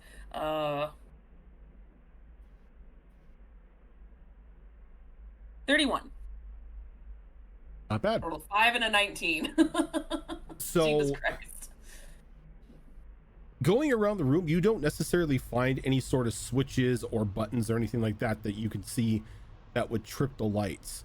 So as you get near the farthest, the singular light on the farthest side, you notice that there is what looks like a control rod going up into the up onto the ceiling and down, and it looks like it tracks into the side of the fireplace. You kind of start getting a feeling that those knobs probably control the light sources. See, I was hesitant because there's 3, and I'm like, Kemek will kind of follow the line and making it very obvious as you see Kemek kind of following this mechanism back at the lights and then trails it back to the fireplace. Lines it up with the other light source back to the fireplace to see which of the two knobs it triggers. And then we'll go ahead and so as look you at every... as you look into it, you can see that there are three different control rods that seem to go into that box. Do I see which one, if they stick out, following it to the light sources? You do not. There's one on each side and then a central one. Pretty much one going to the left knob, the one going to the central knob, and the other one going to the right knob. Well, these definitely control the light source. Though I wonder if the ones on the side turn them in the center does something else. Or if one of them is a fail-safe once again. Real Well, quick, then. how many ticks do we have under the fail category at this point? Just one? Just one. I think we have a little bit of breathing room here if you want to experiment, Kemek. Well, I suppose I can go with the obvious. Try that first. Sometimes the simple mechanisms is the way to go, as they will go ahead and rotate the two on the outside. Okay, and as soon as you begin to rotate the ones on the outside, those of you who are out, who aren't inside the fireplace at the moment, can see the two lantern beacons sort of beginning to rotate in various directions as Kemek is twisting them. Interesting. Perhaps those angle the lights and then the third one turns them on or makes them brighter. That's actually what I was thinking, that it activates them. But I wanted to turn them slowly just in case. So let's see if we can line them up. As they will go ahead and start very slowly, almost like safecracker mode, just kind of slowly twisting the dials to angle them. Okay. So that they are facing the statues. Okay. It takes a little work, but you're able to get them. How are you pointing the lights at the statues? Are you doing one each, or are you doing one for one statue, one for the other statue? Okay. Because I want them both to turn and rotate, looking at each other. Gotcha. Is the goal. And then as soon as I have them lined up to where one's pointing to one statue, one to the other, they're going to go ahead and grab the center knob and, just like before, very slowly adjust it. And on this one, it's just a right left knob. As you turn it, there's a click as you begin to hear something whirling up as light begins to emanate from both of these ceiling mounted, I guess you would call them just lanterns, focused, like very bright light focused on both of the statues. And as this happens, the door to the smoking room shuts and there's an audible lock and slide as you see another fail tick go on. And as that does, you see along the upper parts of the room panels slide down as vents are now exposed.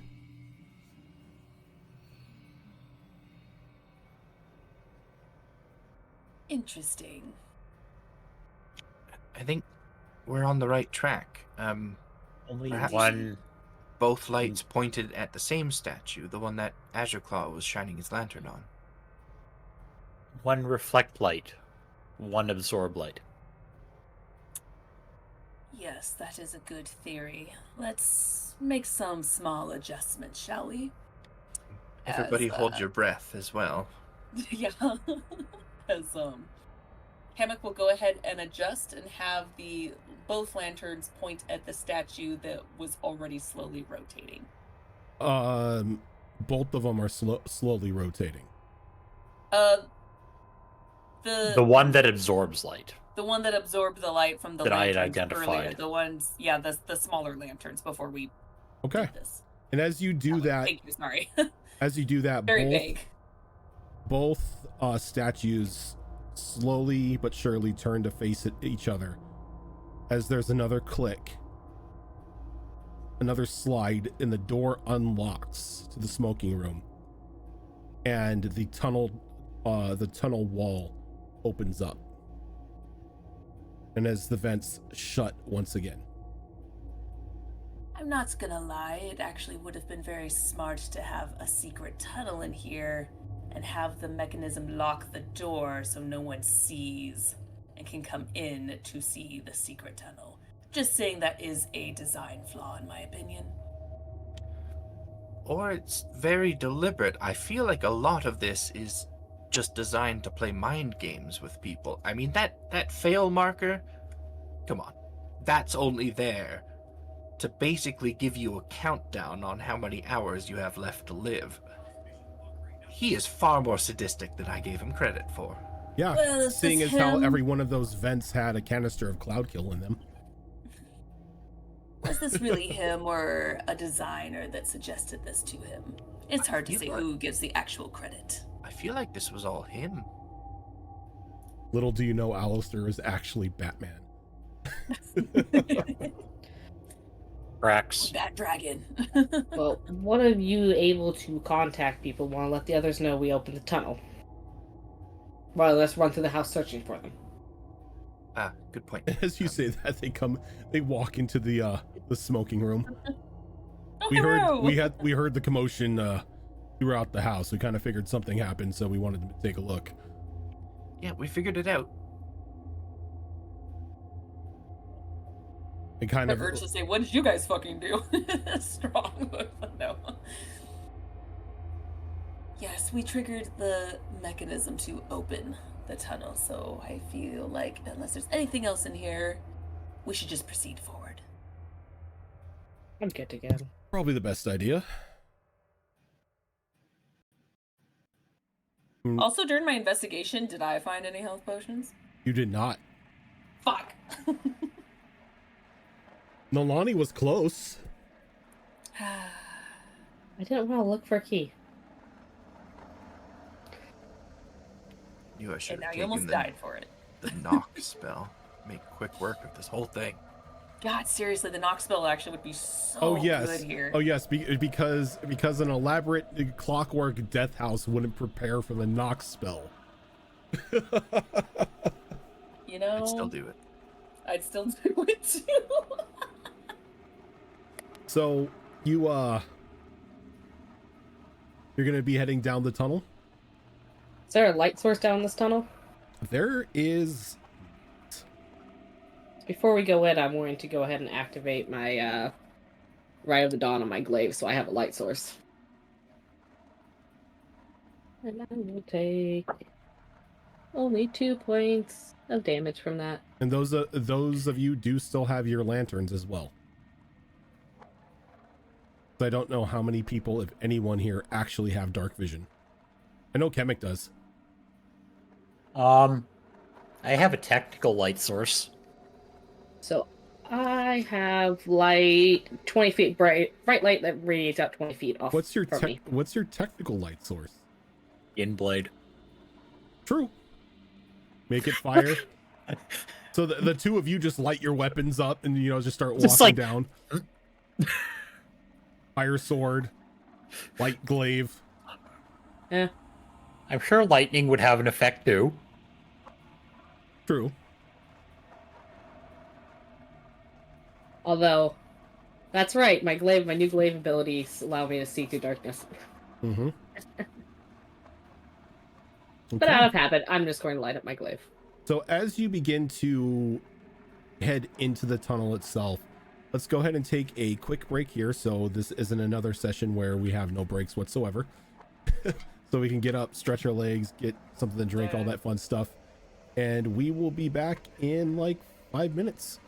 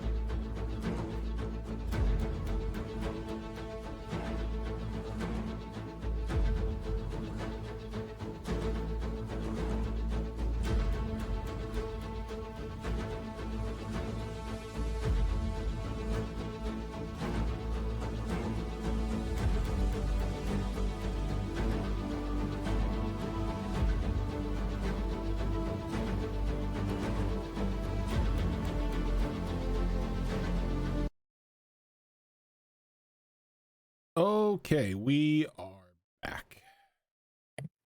Hello. Ooh. All right. When we right before we took our break, you all got into the secret tunnel leading from the illustrious Alistair estate that should, if all goes according to plan, take you to your desired destinations of both the castle and the Temple of Light. As you go through this tunnel, what sort of pace are you going through? Are you proceeding with haste, or is this a leisurely stroll? Before we actually considering set the entire fucking house is booby trapped, I wouldn't say running through this place is the smartest notion. True. Very true. But before we actually set out, before I forget, like I always do, I will take a moment to swap HP around with my Aegis shield and heal myself afterwards. Okay. I did those calculations on the break. I used a second level spell slot and 2 first level spell slots to heal myself afterwards. But yeah, I think just a normal pace would be wise. I know we kind of want to get in there before anyone realizes we're coming, but as was pointed out, the house was booby-trapped, so the tunnel might be as well. So going fast would probably be a bad idea. Yeah, Kemek wants to do something, but wants to be somewhat out of this area, so we're gonna wait. Okay. Until we've progressed a little At further. a normal pace, it's going to take you an hour to traverse this tunnel before you get to the separation point. Oh, okay. So during this hour's worth of time, is there anything anyone is doing aside from walking? If Nilani will permit me, for roughly the last 10 minutes, can I ask for upsies? Of course. Like you could never get upsies. Get the baby carrier. As Kemek is going to ritually cast oh wait, can I ritually cast it? Hold on. I still need a picture of Kemek in the little baby holster in front of Nilani. 100%. Little baby carrier. Oh shit, no. Crap, I can't ritually. Do I want to do it then? Do you want to waste a spell slot? I do, actually. I do. You know what? I thought it was ritually casted, so I'll just wait until we get to the tunnels or where it splits and just decide from there. Since now I know it's instantaneous. Never mind. I will ritually cast something. Okay. Can you ritually cast while you walk? The Or spell you only also vocal and material components, so maybe. If it does it require you to draw anything? Nope. I just have to put my hands on someone. Ah, that didn't sound creepy at all. No. Yeah, if it doesn't require any sort of components that you would need to start coloring on the ground or anything, then yeah, you can go ahead and do that. Yeah, so if Kemek would allow, I would cast Burst on them, which is the thing I've used on Nilani a couple times. Lasts for 8 hours. If you drop to 0, you let out a healing burst for your allies. You become the healing beacon. Yep. I am Zip again. Kemek at first will be like, "What? Why are you touching my shoulders? What's happening here? Are we having a talk?" We can if you want to. Are you open to a talk, Kemek? Do you want to talk? to talk? I mean, the only thing I want to talk about is once we get closer, I would like to locate the body parts of said god. So, no heart to heart then? Just down to business? I do believe I have that spell prepped. What else? Not what I was inferring, but good to know. I don't need to. We don't have to have a talk. May I cast a spell on you? Depends. What's the spell? You've seen me use it on Nalani a number of times. I need a little insect, which I've got right here. Don't worry. Infuses you with a healing energy, let's say. Oh. As long as the insect doesn't go into my ears, I suppose that's all right. It would come in handy in the upcoming battle. I would not be against it. Yes, and I don't remember that the last time I cast it on Nalani, so I figure I'd do it on you. It's safer that way. Very well. Perhaps if we survive all this, maybe I will give you the satisfaction of a heart-to-heart. I will hold you to that. I wonder if I made a mistake. This guy Can't just kind of take it shakes back their head. now. Oh, I can. Timey-wimey bullshit. Never said it. I use my memory spell to make sure that that memory never leaves my mind. So can't take it back now. Yes, damn it, you waste your counted my spell timey-wimey. slots. So yeah, I will ritually cast Burst on Kamek, and Okay. that'll last for 8 hours.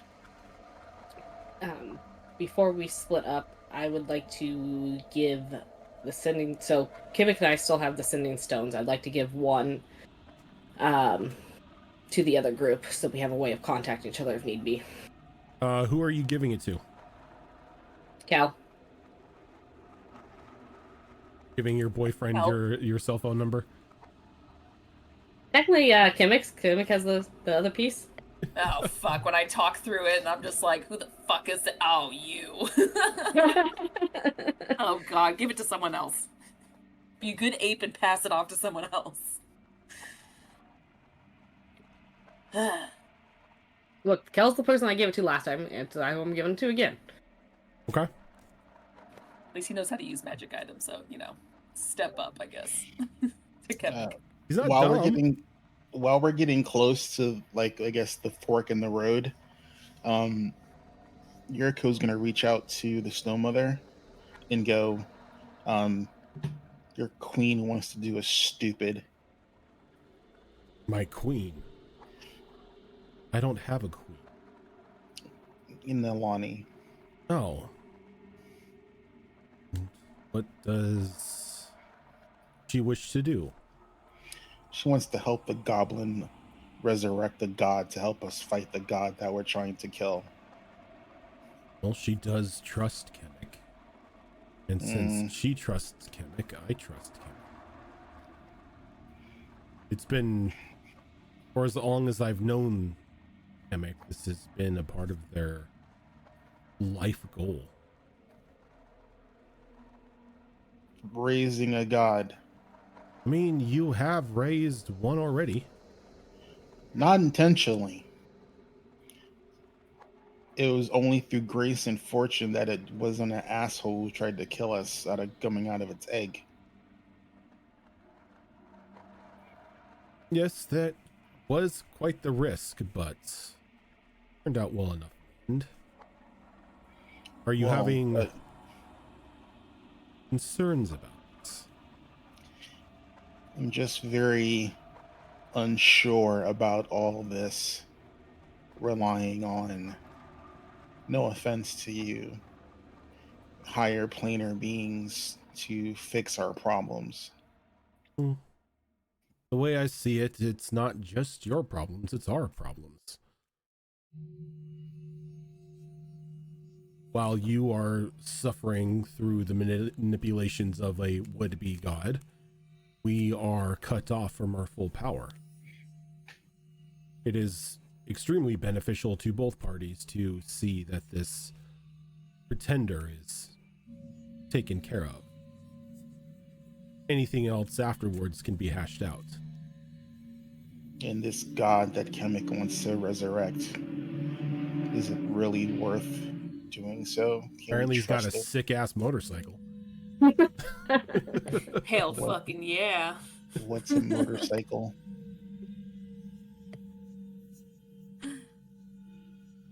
Like if she says he has a sick ass motorcycle, no, that was me. That was me because I heard a motorcycle in the background. She's like, it's like, what's a motorcycle? Travala just pulls up like Ghost Rider. Good song.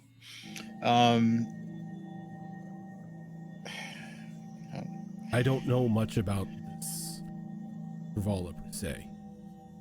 Just that he is very old. Something of specific importance to the goblins. They're missing link sorts.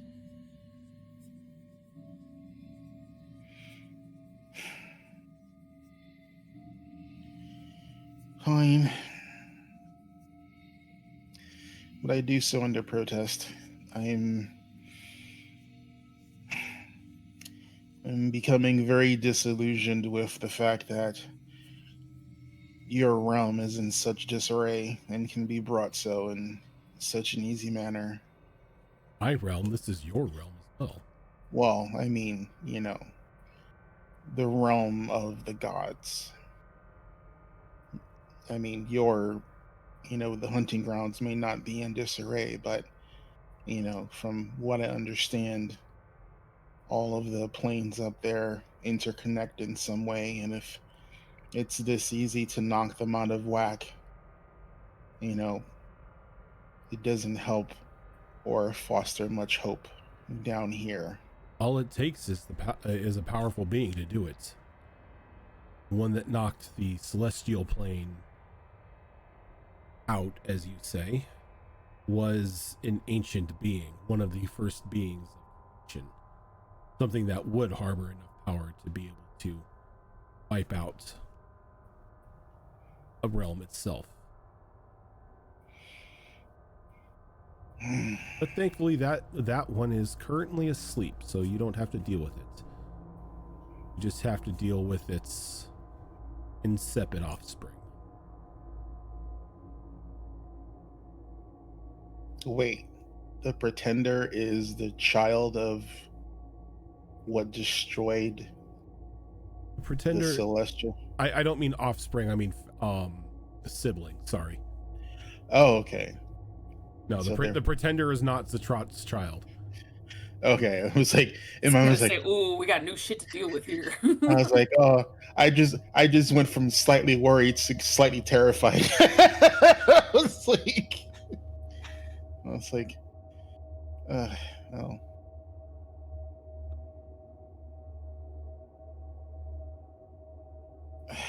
Well, I guess we have to do what we have to do then. Is there anything that we can use in our favor that would even give us the slightest chance of keeping the odds towards us? You have everything you need with you.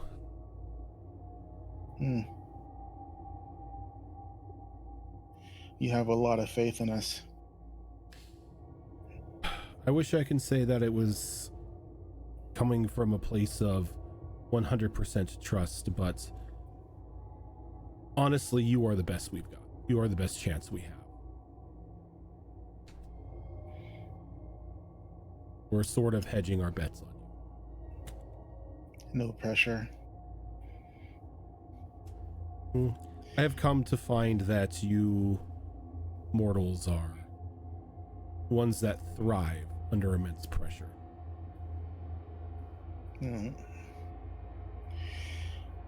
Well, if we die horribly, I guess I'll be looking forward to joining you in a hunt soon.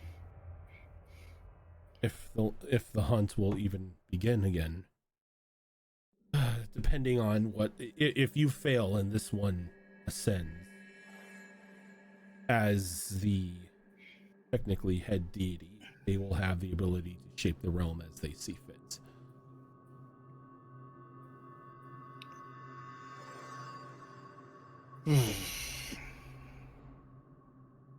Yeah, I'm not looking forward to it either. Have you told any of this to Nilani? Nilani's never asked. Yeah, I wouldn't. Nilani has her own quests to work out. Yeah, well.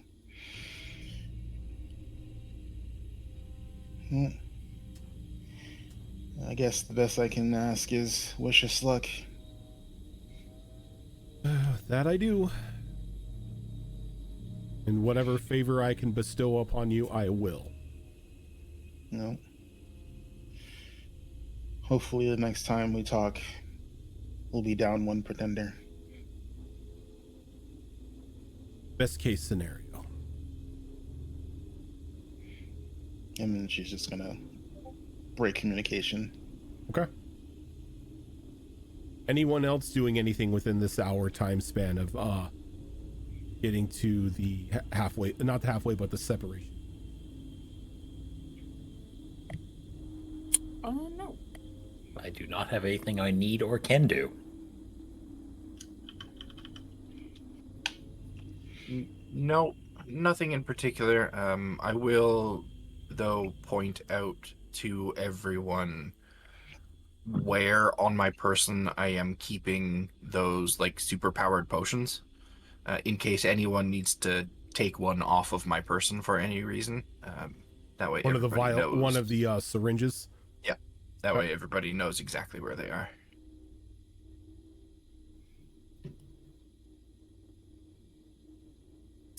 Use the experience. What can go wrong?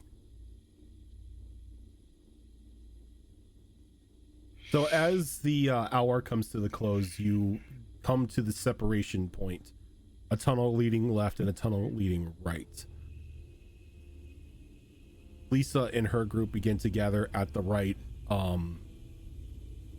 giving everybody time to say their farewells if they need to. Nolly's not gonna say farewell to Kel, but she will tell him that she'll see him on the other side of this. And like he nods and he leans in and he gives you a kiss on the cheek. He's like, neither of us are gonna die. Tell that. That's for sure. Afterwards, food and drink. Definitely. Party. We definitely need a big ass party after this. Yes. Yes. All the food, all the drink. Fun afterwards too. But yeah. All of you stay safe. Like I You said, as we'll well. see you on the other side. Have fun kicking a god's ass. We're off to be fairy tale heroes and rescue a princess. I can hear somebody's radio going. Yeah, I think that's Az.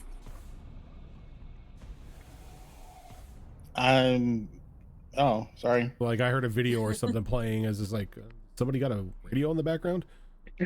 Sorry. Well- I didn't realize my headphones were that high. Have fun playing the knight in shining armor. I'd rather be kicking the shit out of a god, but yeah, that's what I got signed up for. Someone has to do it. Yeah. You know, I think that was one of the taglines of my mom's group was someone has to do it. Do not lose that stone. Look, it's oh crap, where did I put it? He pulls the stone out of his belt, like out of a belt pouch. Right here. Still got it. He just taps it. We're doomed. This is like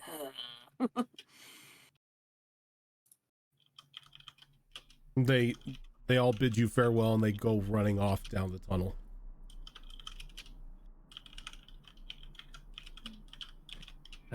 Looks like it's just us now. Yes. Would it be alright if we still try to locate the rest of the body for some additional assistance? By all means, I think now is the time. As Kemek, you feel something sort of rustling in your bag. You beat me to it as I was going to pull it out and is going to put the tongue in the skull. And as you put the tongue in the skull, you notice it like begin to hover off of your hand and sort of like fly around you. As life like sort of like breathes in through the eyes, it sort of looks around the tunnel. My body is close, I can feel it. You've done good, Kemek. Thank you. Yearn to be whole again.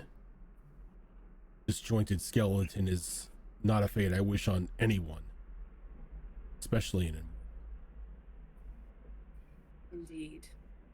Lead the way and we will follow, but we must be careful. I'm afraid you are going to need to lead the way. I am tethered to your essence. I see. Can you still at least point in the direction, and I will lead to it. He kind of just like turns and faces the left tunnel that way. Excellent. Oh, child woke up. I'll be no. right back. Oh no! Could we all hear that Oh, yeah. conversation between Kemek and Travala? Yeah, Travala is speaking just like normal. You have a floating skeleton encased in like green light with a silver tongue speaking to Kemek. Great, it's Planescape all over again.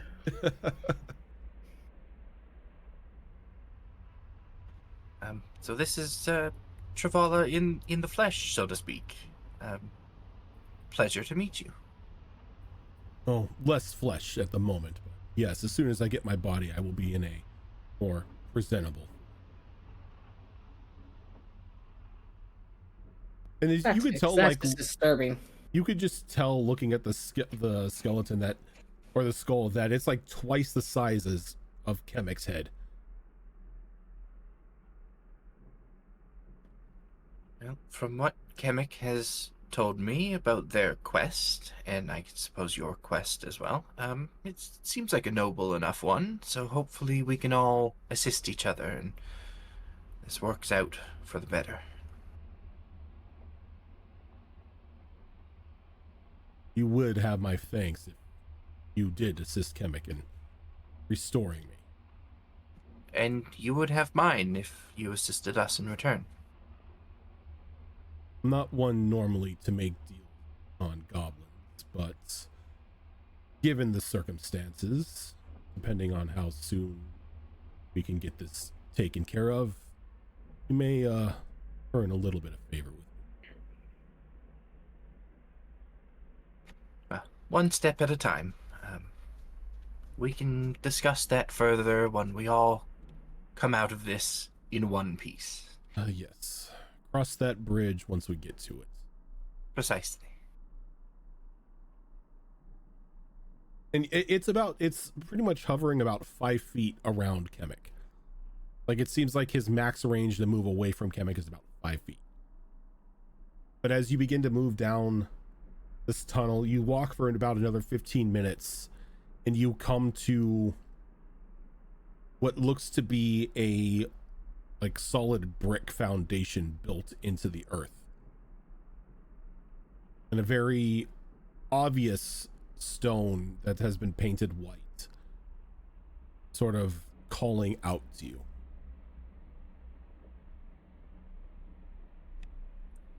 Approach the stone and take a closer look at it. See if it's something that like needs to be activated, or if it's just like, hey, pull this stone out and walk through type of thing. Given the look of it, it looks like the stone is sticking out a little bit, so it's definitely something to push in.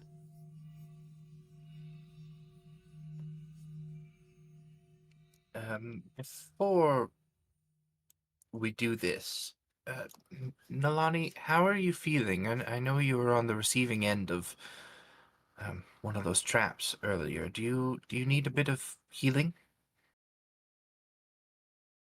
I could use a bit. A little sore. Perhaps I can assist then. Don't want to waste too many of our resources before we have to, though. Well, I think you are a very important resource, so having you at full strength, or at least close to it, is quite important here. I will cast my healing spell, Nostrum, at let's upcast it to 3rd level. Okay. So it was a pretty big hit that Nalani took. A little bit. Might have 2/3 of my health.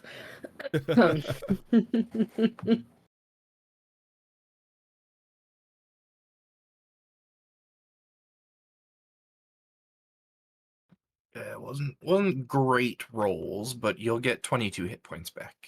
That's better than nothing, thank you.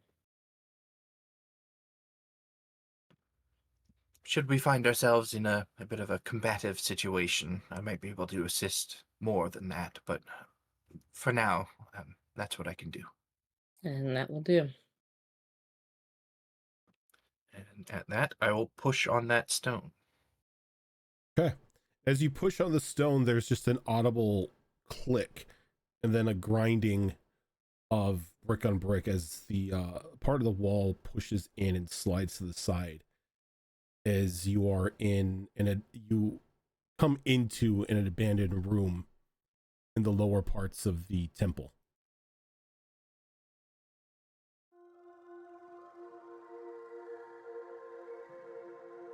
Inside here, you see rotten boxes, dust-covered shelves, the typical church mouse every now and then. It looks like this is what was at one point in time a storeroom that has just been long forgotten. Thankfully enough for you, doesn't seem to be any life around that you would need to be worried about giving alarm to.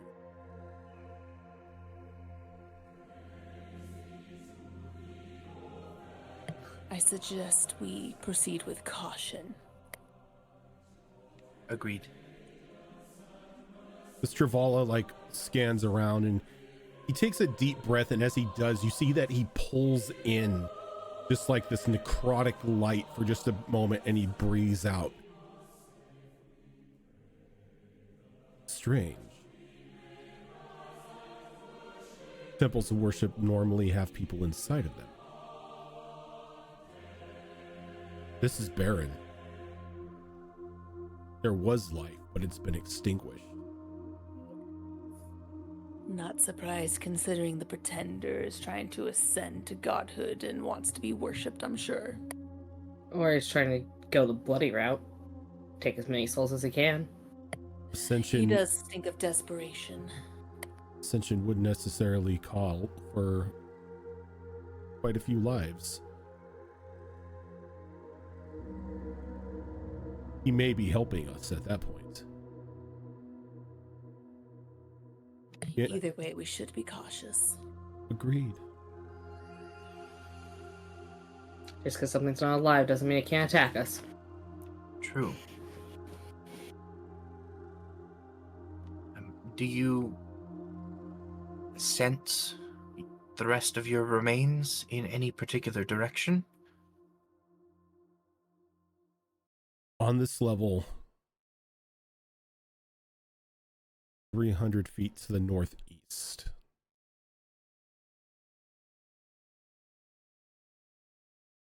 That is where we must go. Given that I know I can do this now, can I sense undead? Is that a ritual, or is that just something you can do? It's part of the Hunter's Bane. The same thing Jenko was doing on Thursday. It's the bullshit I pulled. The bullshit that Yeah. you pulled. There is Because no its fae fiends are undead. there is Yep. no undead. There is no fiends. There are no fae.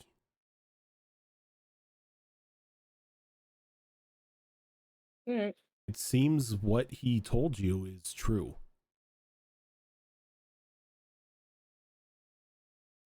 Nolani will go through the whole first, just to make sure it's clear for everyone else.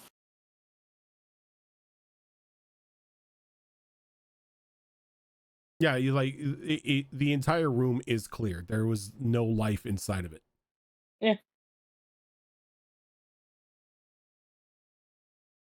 No one else follows, eventually come back around, poke her head out. You guys coming or not? Yeah. Yeah, we have our heading, and I think we should try and proceed in that direction as quiet as possible. Yep. Agreed.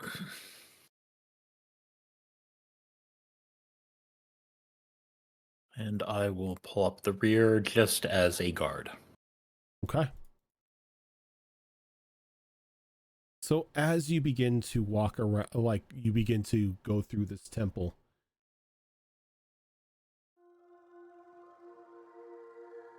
a very uncomfortable calm begins to set in. You know there should be danger. You know there should be guards, or at least priests, wandering these halls. But there's nothing.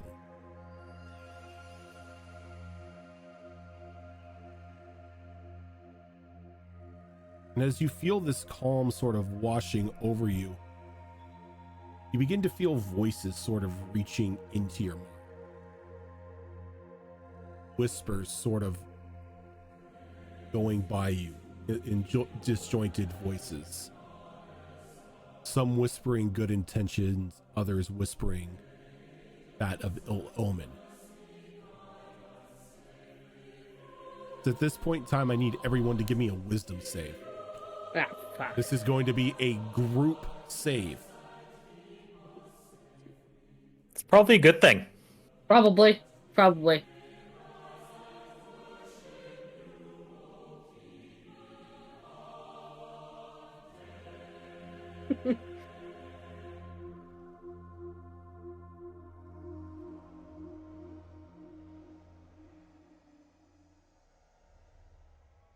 I'm just really hoping y'all can make up for Nolani's lack of wisdom. So, Almost couldn't make it Yuriko, up. what'd you get?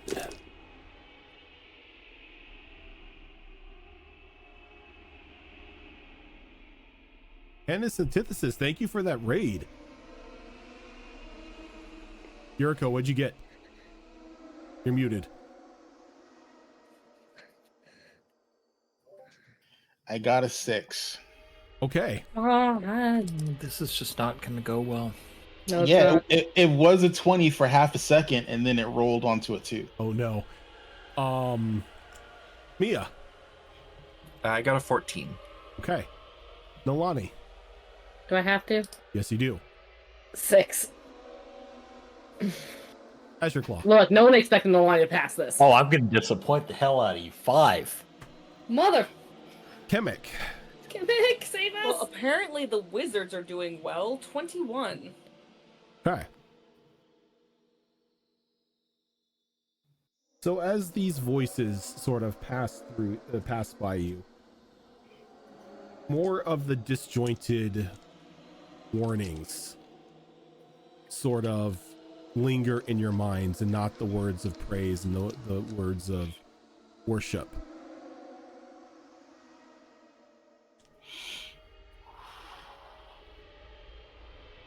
So those of you who failed are going to take 10 points of psychic damage. Those who succeeded are only going to take 5.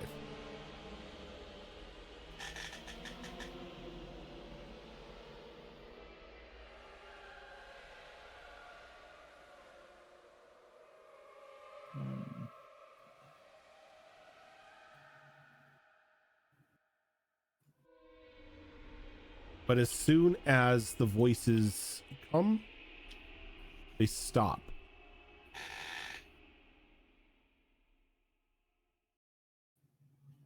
And once again, the comfort of the holy ground begins to come over you again.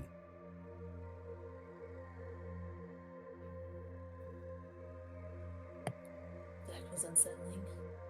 Quite.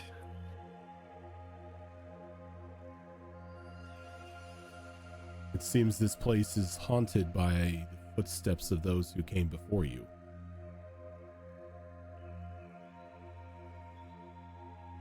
Wonder how long ago or how recent.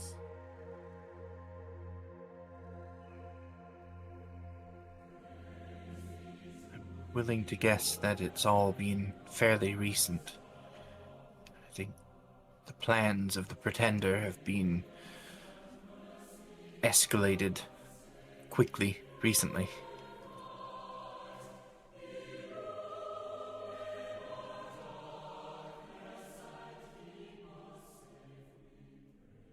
We must hurry. Still with caution, but hurry.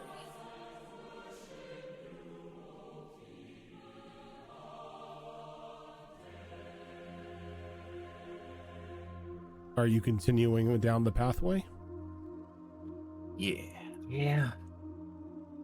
That's where he's sensing it, then yeah.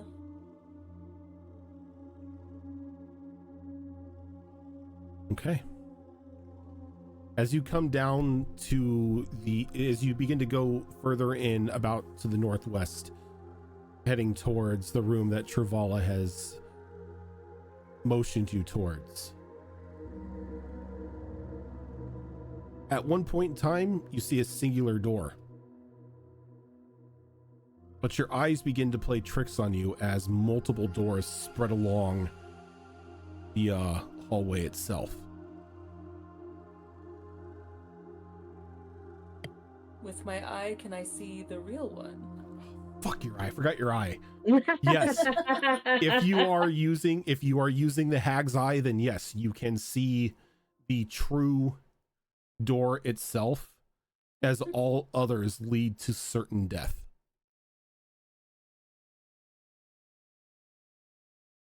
I suggest we use this one. The rest is just illusionary and dangerous. As I point to the proper one.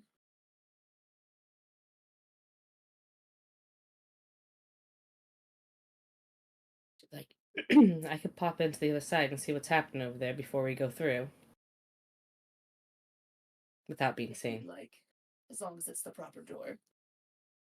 So, going through the door, Kimmick pick out, I'm where I use my Aether Walk. So I'm where I step into the veil between planes. And I'm where I move to the other side of the door to see what's going on there and then You're pop back. you're ghost stepping? Yeah. Nolani, can I get a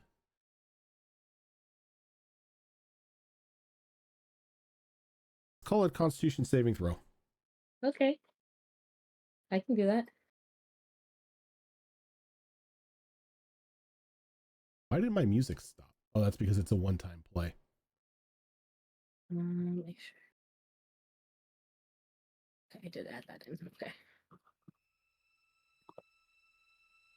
Yeah, that's going to be a 21. A 21. Okay. So you use your ghost walk ability, and as soon as you like step into the ethereal plane, you almost feel yourself just ripped from the location, as if something is like trying to pull you farther down farther down the corridor, as you begin to hear just eldritch chanting begin to echo through every inch of the cathedral walls. But you're able to step on through to the other side of this room. And you see scattered about just a collection of tables, just the various bones and body parts that would possibly make Travala. If I don't see anything concerning in this room, I'll just materialize into this room and then open the door behind me to let everyone else in. Okay. everybody on the other side of the door, can I get dexterity saves, please?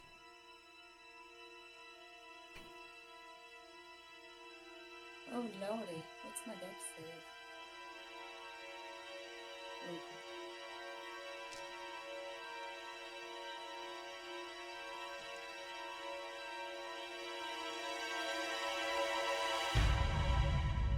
If I make it to see the end of this adventure. Yuriko, what'd you get? Muted. You're muted. 22. 22. Okay. Mia. 9. Oof. Azure Claw. 15. Emic. Also 15. Okay. So all of you but Mia are able to jump out of the way as the door erupts into an outward explosion of wooden shrapnel. Mia, you were going to take 11 points of piercing damage.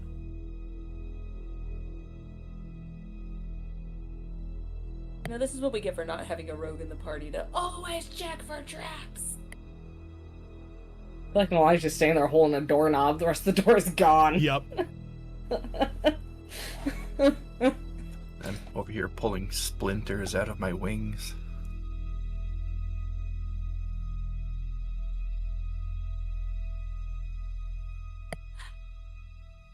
I think going forward we need to check for traps.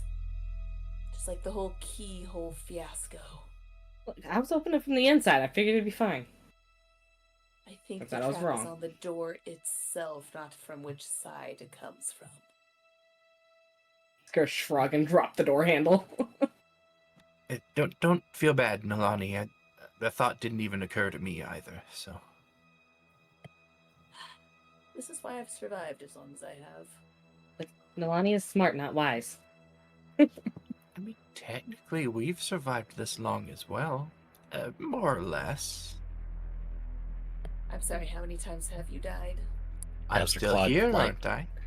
Look I haven't. sideways at Mia at this point. Press X to doubt bird noises. Does the Stewie look? Meanwhile, Kimmick, I think what you're looking for is on this table over here. Oh, excellent. Be careful if the rest of the room is trapped. We will look carefully around as we enter the room. As you look around and you look around to enter the room, you don't necessarily see anything that would constitute any traps. Though all of you can feel Travala's growing excitement as he gets closer to his body parts. As like the head begins to hover over the table. I only require one. I need blood. What is that? How much blood? Half your life force.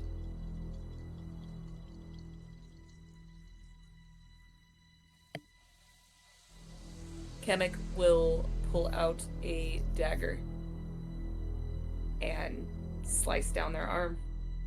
And as you do, Gladly. the blood just begins to like bubble out and flow towards the skull and sink into the eye sockets itself. And as the red liquid begins to dance around the skull, the other body parts begin to shake and slowly come together, forming a full skeleton on the table. And then slowly but surely you see muscle tissue and sinew begin to wrap around the bones, and then green flesh begin to form over the body. And in the course of about 5 minutes, a larger than average looking goblin with a larger than average looking head sits up and begins to float off the table. Comes and he lowers himself down, his feet never touching the ground, but he's now floating by Kemek as his body is now clothed in jet black robes. Kemek gets to one knee, holding onto their arm, and This- just bows their head. He kind of like just, before you can even kneel, he kind of like catches you by the ear. No. Our days of kneeling are done.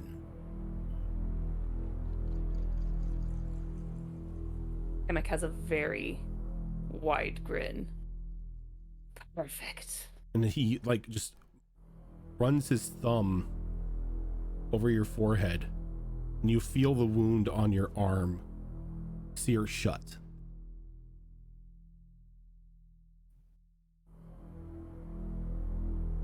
Thank you, my lord. Zaya should be thanking you.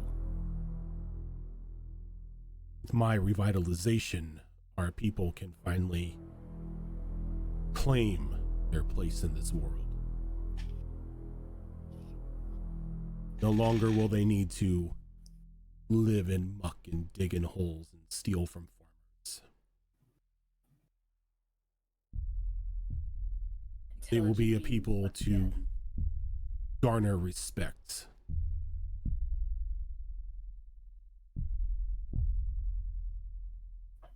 He kind of shuts his eyes for a moment, and he just breathes out the soft light that like sort of washes over you as you can feel your body begin to slowly change.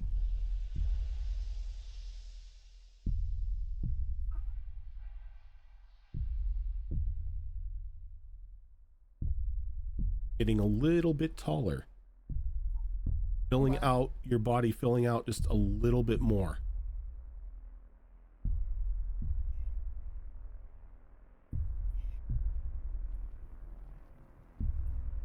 As How much taller am I now? how tall was Kemek? 3'5". He has grown 1 foot. Ooh.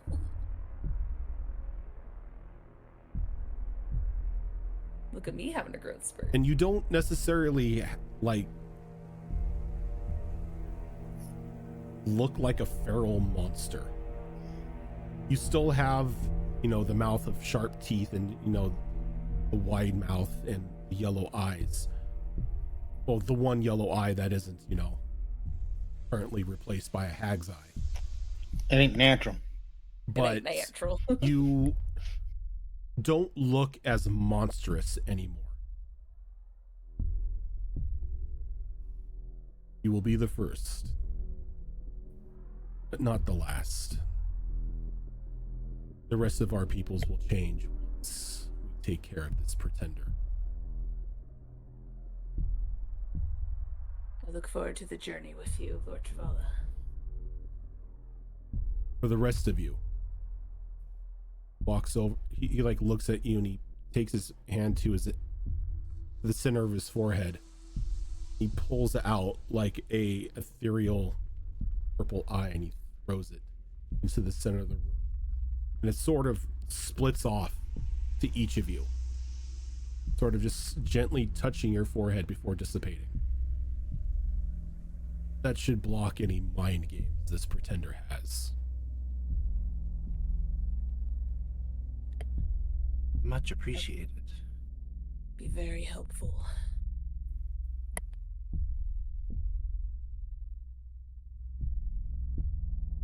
Sort of looks to everybody. Well, now that I'm whole,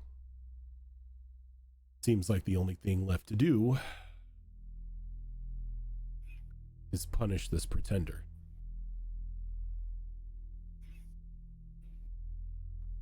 That's the idea. I'm glad to have you with us. I will be with you, but not physically for the moment. I feel we're going to be friends. He sort of, not even sort of, he goes to one of the walls outside in the hallway and just moves his hand as the wall itself just dematerializes. As he Like floats- the wall was never there, or he touches the wall and the wall is now gone. No, like he just moves his hand and the wall, like a section of the wall just dematerializes in front of you. Almost as if it was disintegrated. And he floats on out to the outside of the temple, looks back at you, moves his hand again, and the wall rematerializes. Well, that's a nice trick. Handy. Indeed. This boon will certainly help us as we push forward. Kemek, Probably shouldn't waste too much more time. Agreed. Yes. now that you have taken on the full status of Travala's champion, you can now cast one spell level higher than what you have right now. How often can I do that? You have one spell slot.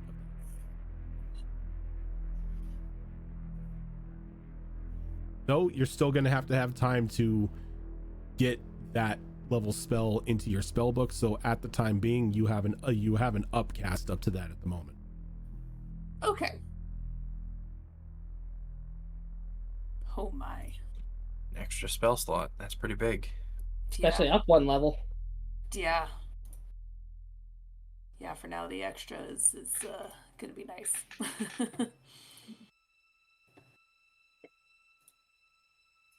Make a note of that. The question is that always going to be one level higher than what her current maximum is? No, so what will happen is when Kemek unlocks the next one, when it unlocks the next spell slot, they'll just have an extra in that spell slot. Okay. Okay. If I get an extra 6th. Yeah, you would get an extra 6th.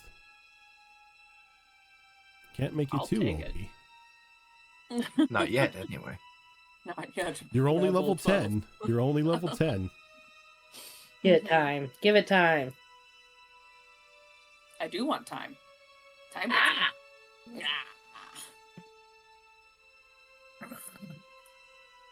Okay.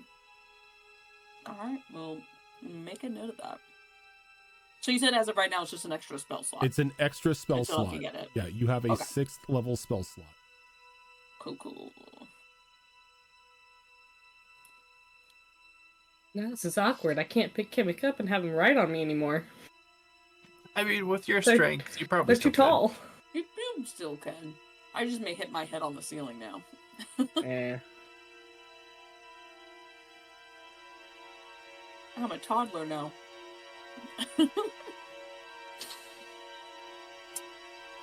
Well then, I appreciate you all helping me out with this. I feel now a bit more at ease going into this battle with some assistance.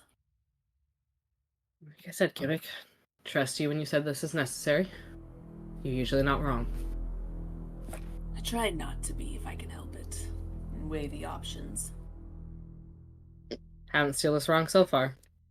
I'm glad we could help you on such a personal endeavor. I look forward to seeing what comes of it in the long run. Oh, I do as well. As Kemet kind of points to themselves, obviously not be able to see like other physical changes other than their height at the moment. As they're like, back in the day when Travala ruled, we were very intelligent creatures. Taller too, but it was more the intelligence. We were ravenous beasts with a barbaric culture that you know now.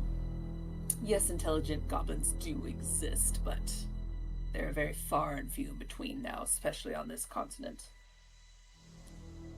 Be nice to no longer live in those barbaric ways. So we will see what is in store. For now, the ally will help.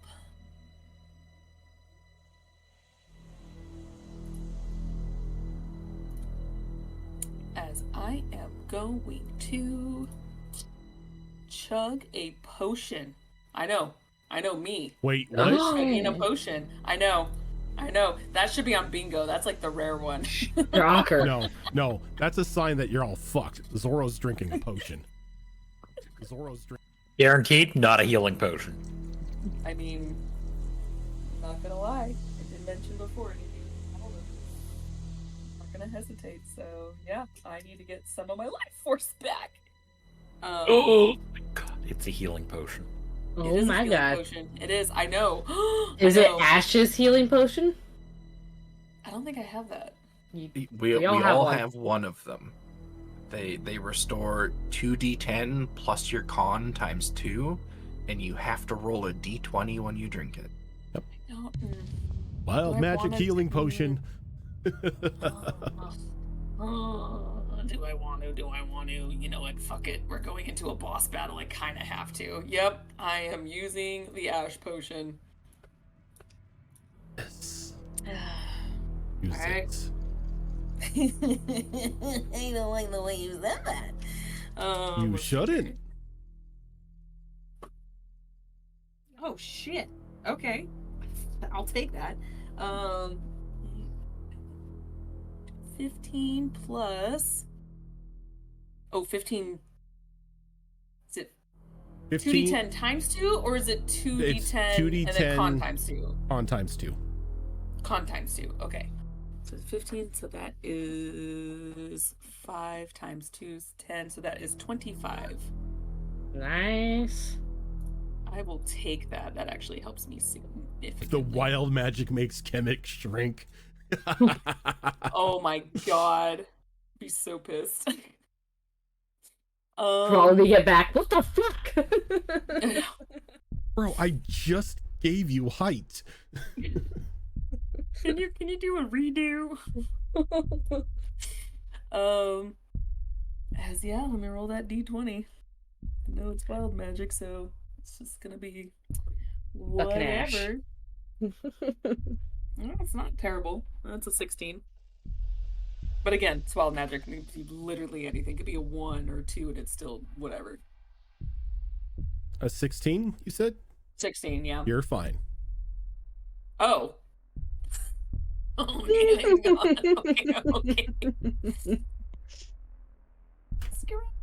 Okay. As Kemek is, just out of curiosity, gonna look at their arm and see if there's like a scar or anything. There is a scar. Oh, good, to match all the others. This is fine. As everyone probably at this point can see a bunch of scars across Kemek's wrists right now. All right. Shall we then?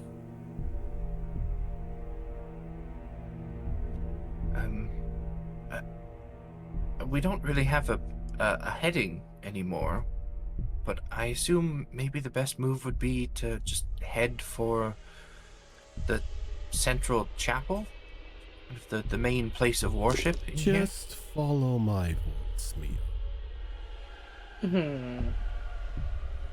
I can feel you all so close. Is that the Pretender's voice? Stargana, thank you for that raid. Yes, that is the Pretender's voice. Motherfucker. Can we hear that? You cannot. Okay. Oh my god. I'm not sure if that's better or worse. All you need to do, my dear, to come to me and become one is just follow my voice, continue on down this hall, and it will lead you to the main chapel, where I will be waiting. Please don't dawdle. And for the love of future me, don't open any more doors. Open all the doors. Go to Well, Don't tell me what to everyone, do. forget what I said about not having a heading. We're headed to the central chapel, and it's this way. Kemek, I believe, is intelligent enough. And seeing your reaction of your eyes going wide is like, he spoke to you, didn't he? He did. He knows where we are. He knows that we're coming.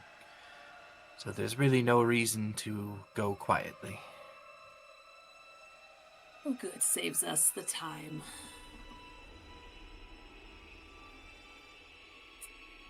I will begin to walk in the direction that was pointed out to me. Okay.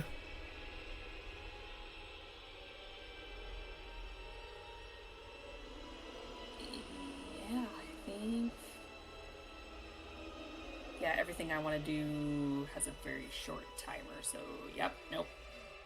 I'm good. So yeah, we'll follow Mia, technically.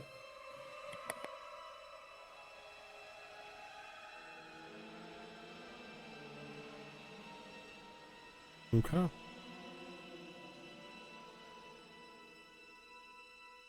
That will actually work.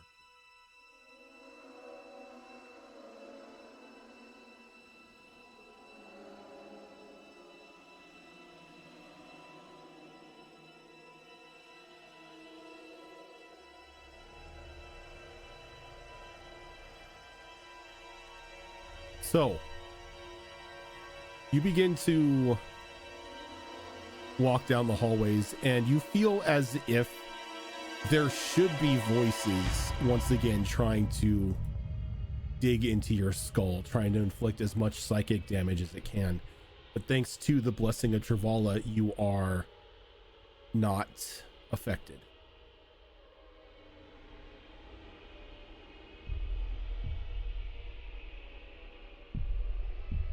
You come to a large set of double doors.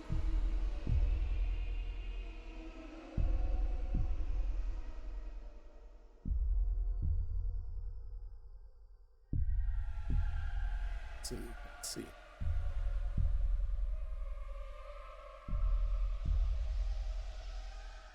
You know what I can do? Give me a second. I just realized something.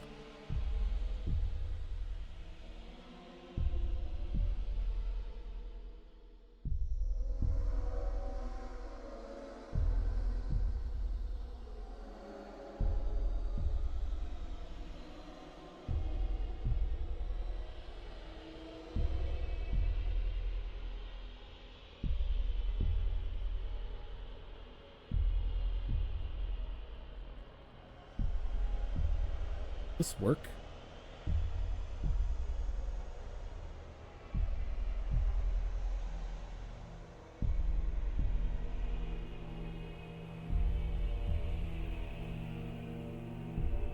Oh, give me one. Sorry, guys. I'm trying to fix something that I have specially set up for this.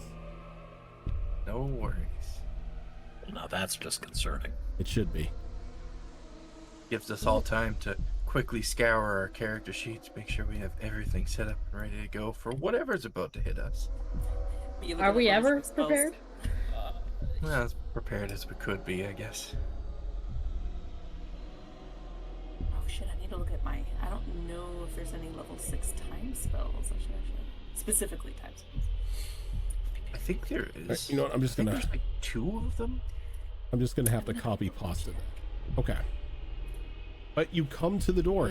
It's large, glorious golden double doors emblazoned with the burning, setting sun that you have come to associate with everything wrong with the light. The Inquisition, the incarceration and stripping of power of celestial born residents, the utter hell that the people beyond the sun's crest had to face,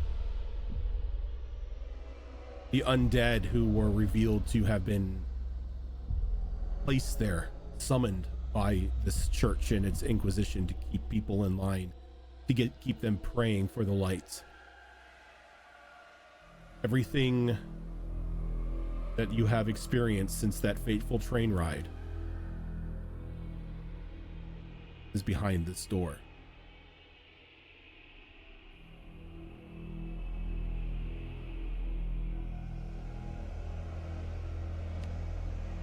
Is everyone ready for whatever's waiting for us on the other side? No. Will we ever be? I don't think so. I think it's time to do this. I think you're right. Just Rip the band-aid off. Nalani, just stay close to me before anything happens. That way I can give you a booster when shit hits the fan, as it were. Just going to nod. First, when she looks at you, she looks a little too far down and has to readjust as she's not used to how tall you are yet. Oh, right, you're at thigh height now, not knee height. Okay, carry on. Yeah. Eyes are up here, Nalani. Eyes are up here. How dare Actually, you, you'd be Nalani. slightly above waist height now. Because you're just above half her height. Oh, there we go. I can see your belt. Alright. You're just at that awkward height where no one wants to give you a hug. Sorry. Oh, I'll hug you. I was like, oh, I don't know how to feel about that now. No one wants to give me a hug. Yeah, because the rest of this... You're now taller than Bird Boy. Oh, am I? How tall is, Or 2. Yeah. Oh, shit, I'm 3 inches taller. It's the hair. You're looking down at him now, and you're like, Definitely this is there. weird. Yeah, there's nothing I can do until pretty much battle happens, because everything is a timey-wimey short time, so yeah. So unless somebody gets to it before Mia does, she's just gonna place her hands on these double doors and push them open as she walks forward. As you push Actually, you know them, what? I am going to do one thing. I'm so sorry. I know. This is like a rarity. I know. you can drink another healing potion. I'm going to drink another healing potion. Jesus, I know. I don't know what's come over you guys me, are but most definitely screwed. as I'm going to use a greater. Look, I hoard them for the boss battles, okay? People are like, you don't ever use them. I do for boss battles. What's this? It's 4d4. Oh my god, I completely lost the health potion. 4d4 plus 4. Okay. I've been debating this whole time, but I think I have to drink the only health potion I have, which is the one that Ash. 15 more health points. I will gladly take that. I'm so excited actually- for this fight. I am almost completely capped, so I'm gonna call that as a worth it in my book, and I'm good to go. Okay. And I'm going to drink my Ash's health potion because it's the only one I have, and I need something. Okay. So So that's going to be do the HP and then give me that D20. 6. That's going to be 12. That's 19 HP, and the D20 says 2. You're fine. I don't trust that. Almost. A random table. No, it's wild magic. So, Mia, you throw that door open as you and your companions walk in, and you see littered amongst the floor numerous bodies of Inquisition members and clergy and what looked to be random citizens that may have tried to attempt to take shelter in the church when the eternal night fell. And kneeling in the center of the room in their long flowing white and gold robes is an elder looking gold dragonborn on his knees in prayer, softly whispering to himself as he is in front of an amalgamation of chaotic energies intertwined with life essence and celestial power as sparks of lightning go rocketing across the room, slamming the walls, leaving long black scars across the stonework. And at this point in time, I'm taking you to a map. Oh. Oh, here we go. And this is how we die. I'm in danger. Everybody take notes. Oh my god, I love that map. That is a gorgeous map. That's It so is. pretty. And because so dangerous. I needed a dragonborn, I used the gold Aw. dragonborn token that I got from the dragonborn set that I bought. So Oh, Why is it so he looks cute? innocent, though. Man, He couldn't hurt a fly. I'm gonna say it right now. Rose would kill for this much range on a map. I know, right? and as you come closer into the room, Aldo Brightscale stops his prayer,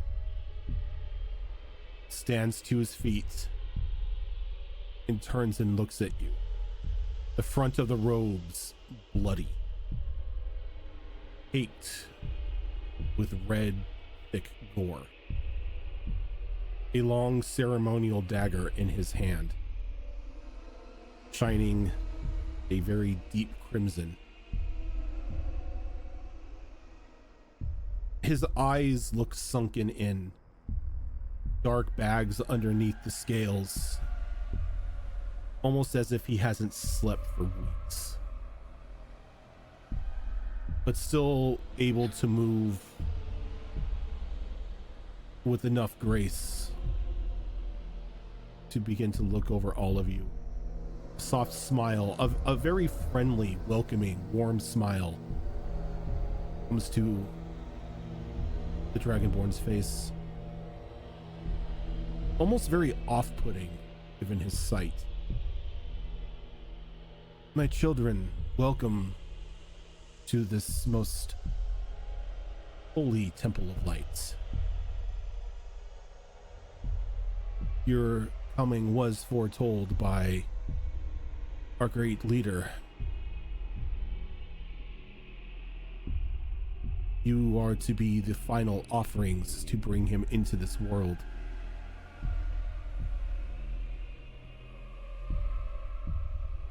You mustn't worry.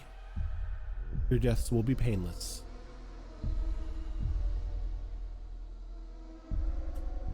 As he just he's just like very slowly begins to take a step forward. Looking through my eye, do I see if this is the real Dragonborn that we heard You about being? see it's the real Brightscale, but you can definitely see like tendrils of corruption like coming from this large like amalgamation of magic burrowing into the back of his head, almost controlling him like a puppet. Kevin When will he make that known to everyone. When he steps forward, does he step within 10 feet of us like that? Yes. Okay, I'm going to say stop right there, and I'm actually going to... Yeah, I'm just going to hit him with my glaive, because I can do a attack when they enter my range. Go right ahead. As they attack of opportunity. I did say he's the real one and being controlled. I know! Okay. Well, I don't care! No, Sorry. No, he's like, man, fuck the church. 24. That definitely hits. He is wearing robes. Give me that damage. Mostly because he also can't, with Sentinel, he can't move forward further. Alright, that's 14. Does my glaive do extra damages right now? You had your Rite of Dawn up. Yep. That's undead. He's not undead, so we're good there. Right, done. Alright, so that's going to be 14 slashing, which is now magical, and 4 radiant. And as you bite in, like your blade bites into the robes, there's a soft guttural gasp that comes from him as you see blood begin to leak from his mouth. So the other sacrifice was made. Very well, I go into my lord's arms as he falls dead to the ground. And as he hits the ground, the blood that is leaving his body begins to be slowly pulled back to the arcane magic behind you. Along with his, you can see just like remnants of his life essence being pulled as well.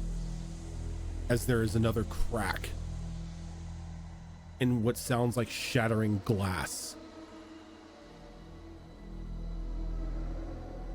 As a tear opens in the center of it.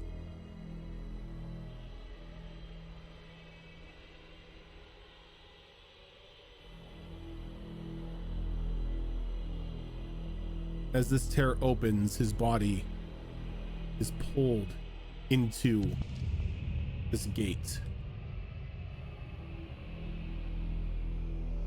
As he does, laughter begins to fill the room. Oh, my wonderful little puppets. I could not foresee that you would honestly kill Brightscale. Though I can't say that I'm against it. His death only slows my ascension. But the timetable has already been put into effect. So I can play with you for just a little bit. Now, Mia, Nolani, I did offer friendship on the table. Would either of you be so kind to accept this friendship? Or are we going to have to do this the hard way?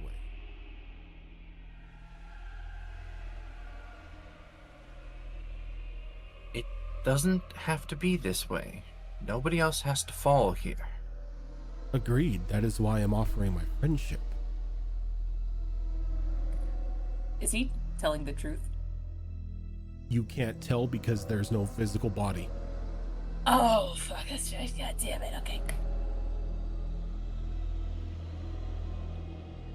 I mean, despite everything that you've done and all the lives you've taken,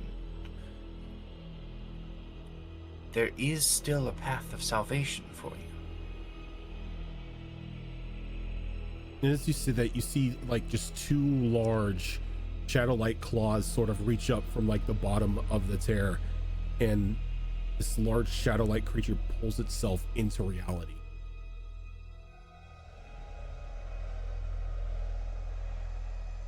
Oh, that looks cool. Yeah, it does. And terrifying. You speak of salvation.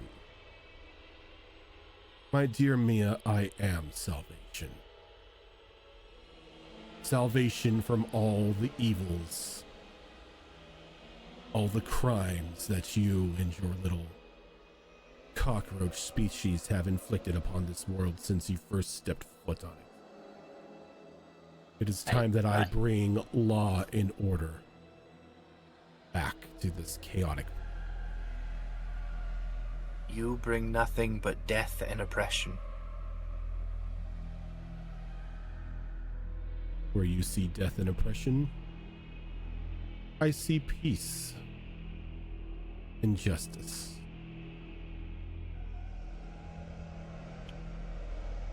You have no right to judge the people of this world.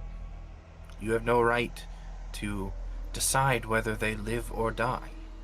You have no right to rule over them, and you will not rule over them. I am one of the first, the last of the first. This was my world, my realm, long before any of you stumbled into it. And while my siblings sleep, I've had to watch as you spread like a disease, corrupting everything you touch. You call it your way of life, the way you pervert magic, your own means. Wielding something that was never supposed to be yours in the first place. I will do away with all of it. Restart again. Reshape you and those like you in a more just image.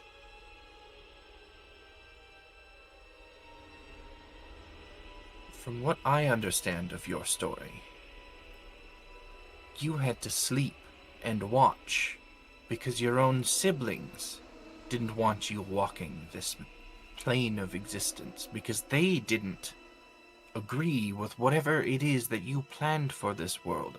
They didn't want you. So why would we want you?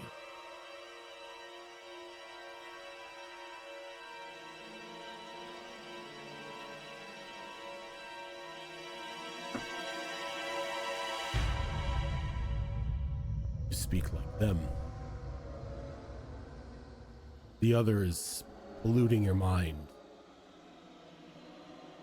My siblings necessarily weren't in the position of not wanting me.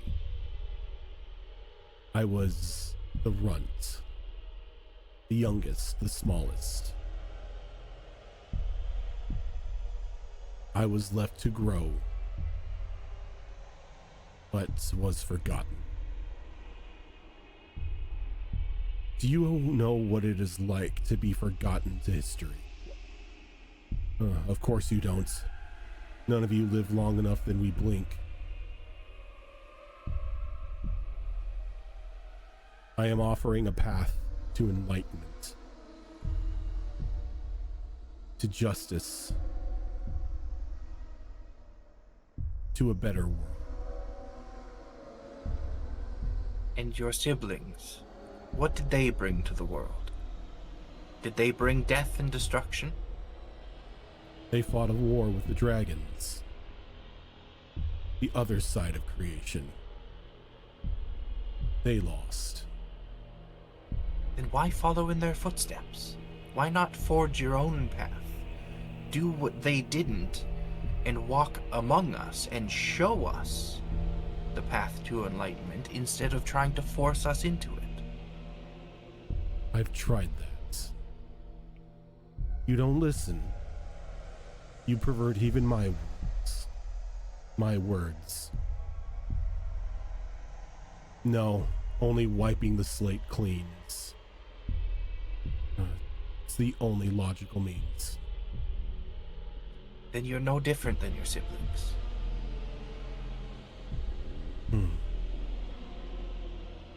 No.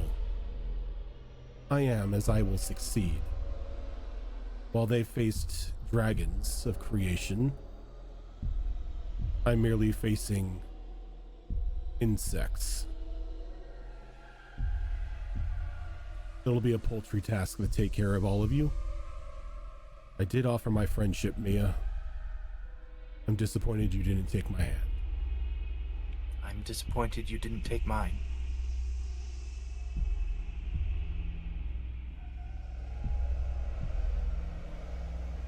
May your new lives and your rebirth lead you to better enlightenment than the path you've chosen today. The time for words is over. Steel yourselves. And with that, we are going to end this week. Oh, I didn't realize Terrifying what time place it to was. stop. No, I'm ready for battle now. We can go just 2 more hours, please. I want to, but I I got have in the work morning. in the morning. I know, I have didn't realize. I have to get up and I have to go into the office tomorrow, so no. Trust me, as much as I want to finish this tonight, this is not going to be a short fight. I know, I just didn't realize time just went by so fast, and I was just so Come ready. on, time, Lizzie, do your time shit so we can play. Okay. Just gonna concentrate really hard and hope not to fart. Here we go. Oh no, somebody else is trying to make space-time kiss. Except I actually could do it. Eventually.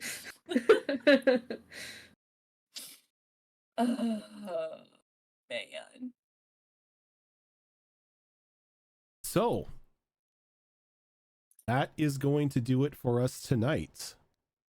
Next week, we will probably wrap up the fight and maybe bring in the end of the first act of campaign 3. Damn. Wow. Death is Already? on the table. Death is That's on the crazy. table. When is death not on the table? For these characters? Okay, death. I hate Death. to- No. yeah. Level 5 is when death becomes on the table. Okay, fair. Really? Yeah, death isn't permanent Yeah, until then. brutal critical. Not permanent till then. Okay, yeah, whatever. Depends how hard we screw up. Look, I have never Let's permanently see. killed somebody at level 3. Yeah, at Permanently. level 3. Oh wait, at no, level 2, No, I have. well, I not have. it was permanent. No, Ooh. Genesis. Genesis Yeah, got Genesis. got destroyed by a bunch of Yeah. Manticore. Of That's right. of Became Manticore. lunch. Yeah. He was lunch. Yeah, he was lunched to 3 Awkward. Manticore. I forgot about that. Ooh. Crowdon's first No. character got munched by a ton of Manticore. Of course it Yeah. was his Well, character. Yeah. it's. That's fitting. I mean, that's right up there with like running through a Hydra's attack of opportunity range. Oh God. Somebody do that. I always love when people do that. Like, okay, here's Do that. X amount of Listen, dollars. Lonnie's done enough stupid shit this episode to make up for her entire life, so. Oh my god, that's too funny. But yeah, so we will be back next week with the start of that fight and hopefully the end of that fight. Hopefully it doesn't take 4 No, hours. don't wish TPK on us. No. Jesus. Maybe by changing it, they're is always- making it so we don't get it. Always something that could happen. Don't worry, there are contingencies if a TPK happens. I do have the good ending and the bad ending set up. Yeah, the contingency is we start campaign 4. Yeah. And campaign 4 is a much darker campaign than we thought it was Okay. going to be. To How be many fair- good subs for to be fair, TPK? to be Oh my fair, God. Sargana, you don't need to do TPK, but we do have extra life incentives. And you can Which- give advantages to the DM through them. Or to us. Yep. To us. Yep. Thank you. Oh, Campaign 4 goes from being not bad to welcome to Dark Souls. yeah. But Oh, yeah, so God. that we will be back here on Monday for that fight. Tomorrow we've got another episode of our Star Wars game of Tales of the Outer Rim, which is run by Tiltbot.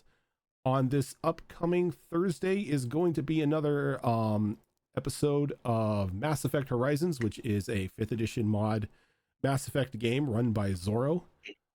This Saturday will be another episode, and hopefully the return of Wayward Wanderers, which is a 5th edition Waste. Withered Waste, yes, Weewa. Which is a 5th edition post-apocalyptic game that I run, and then later on in the night will be another episode of our lore show, which happens on the first Saturday of every month, called Behold Lore. And then coming back, like I said, on Monday we'll be here again with more Destiny Forged.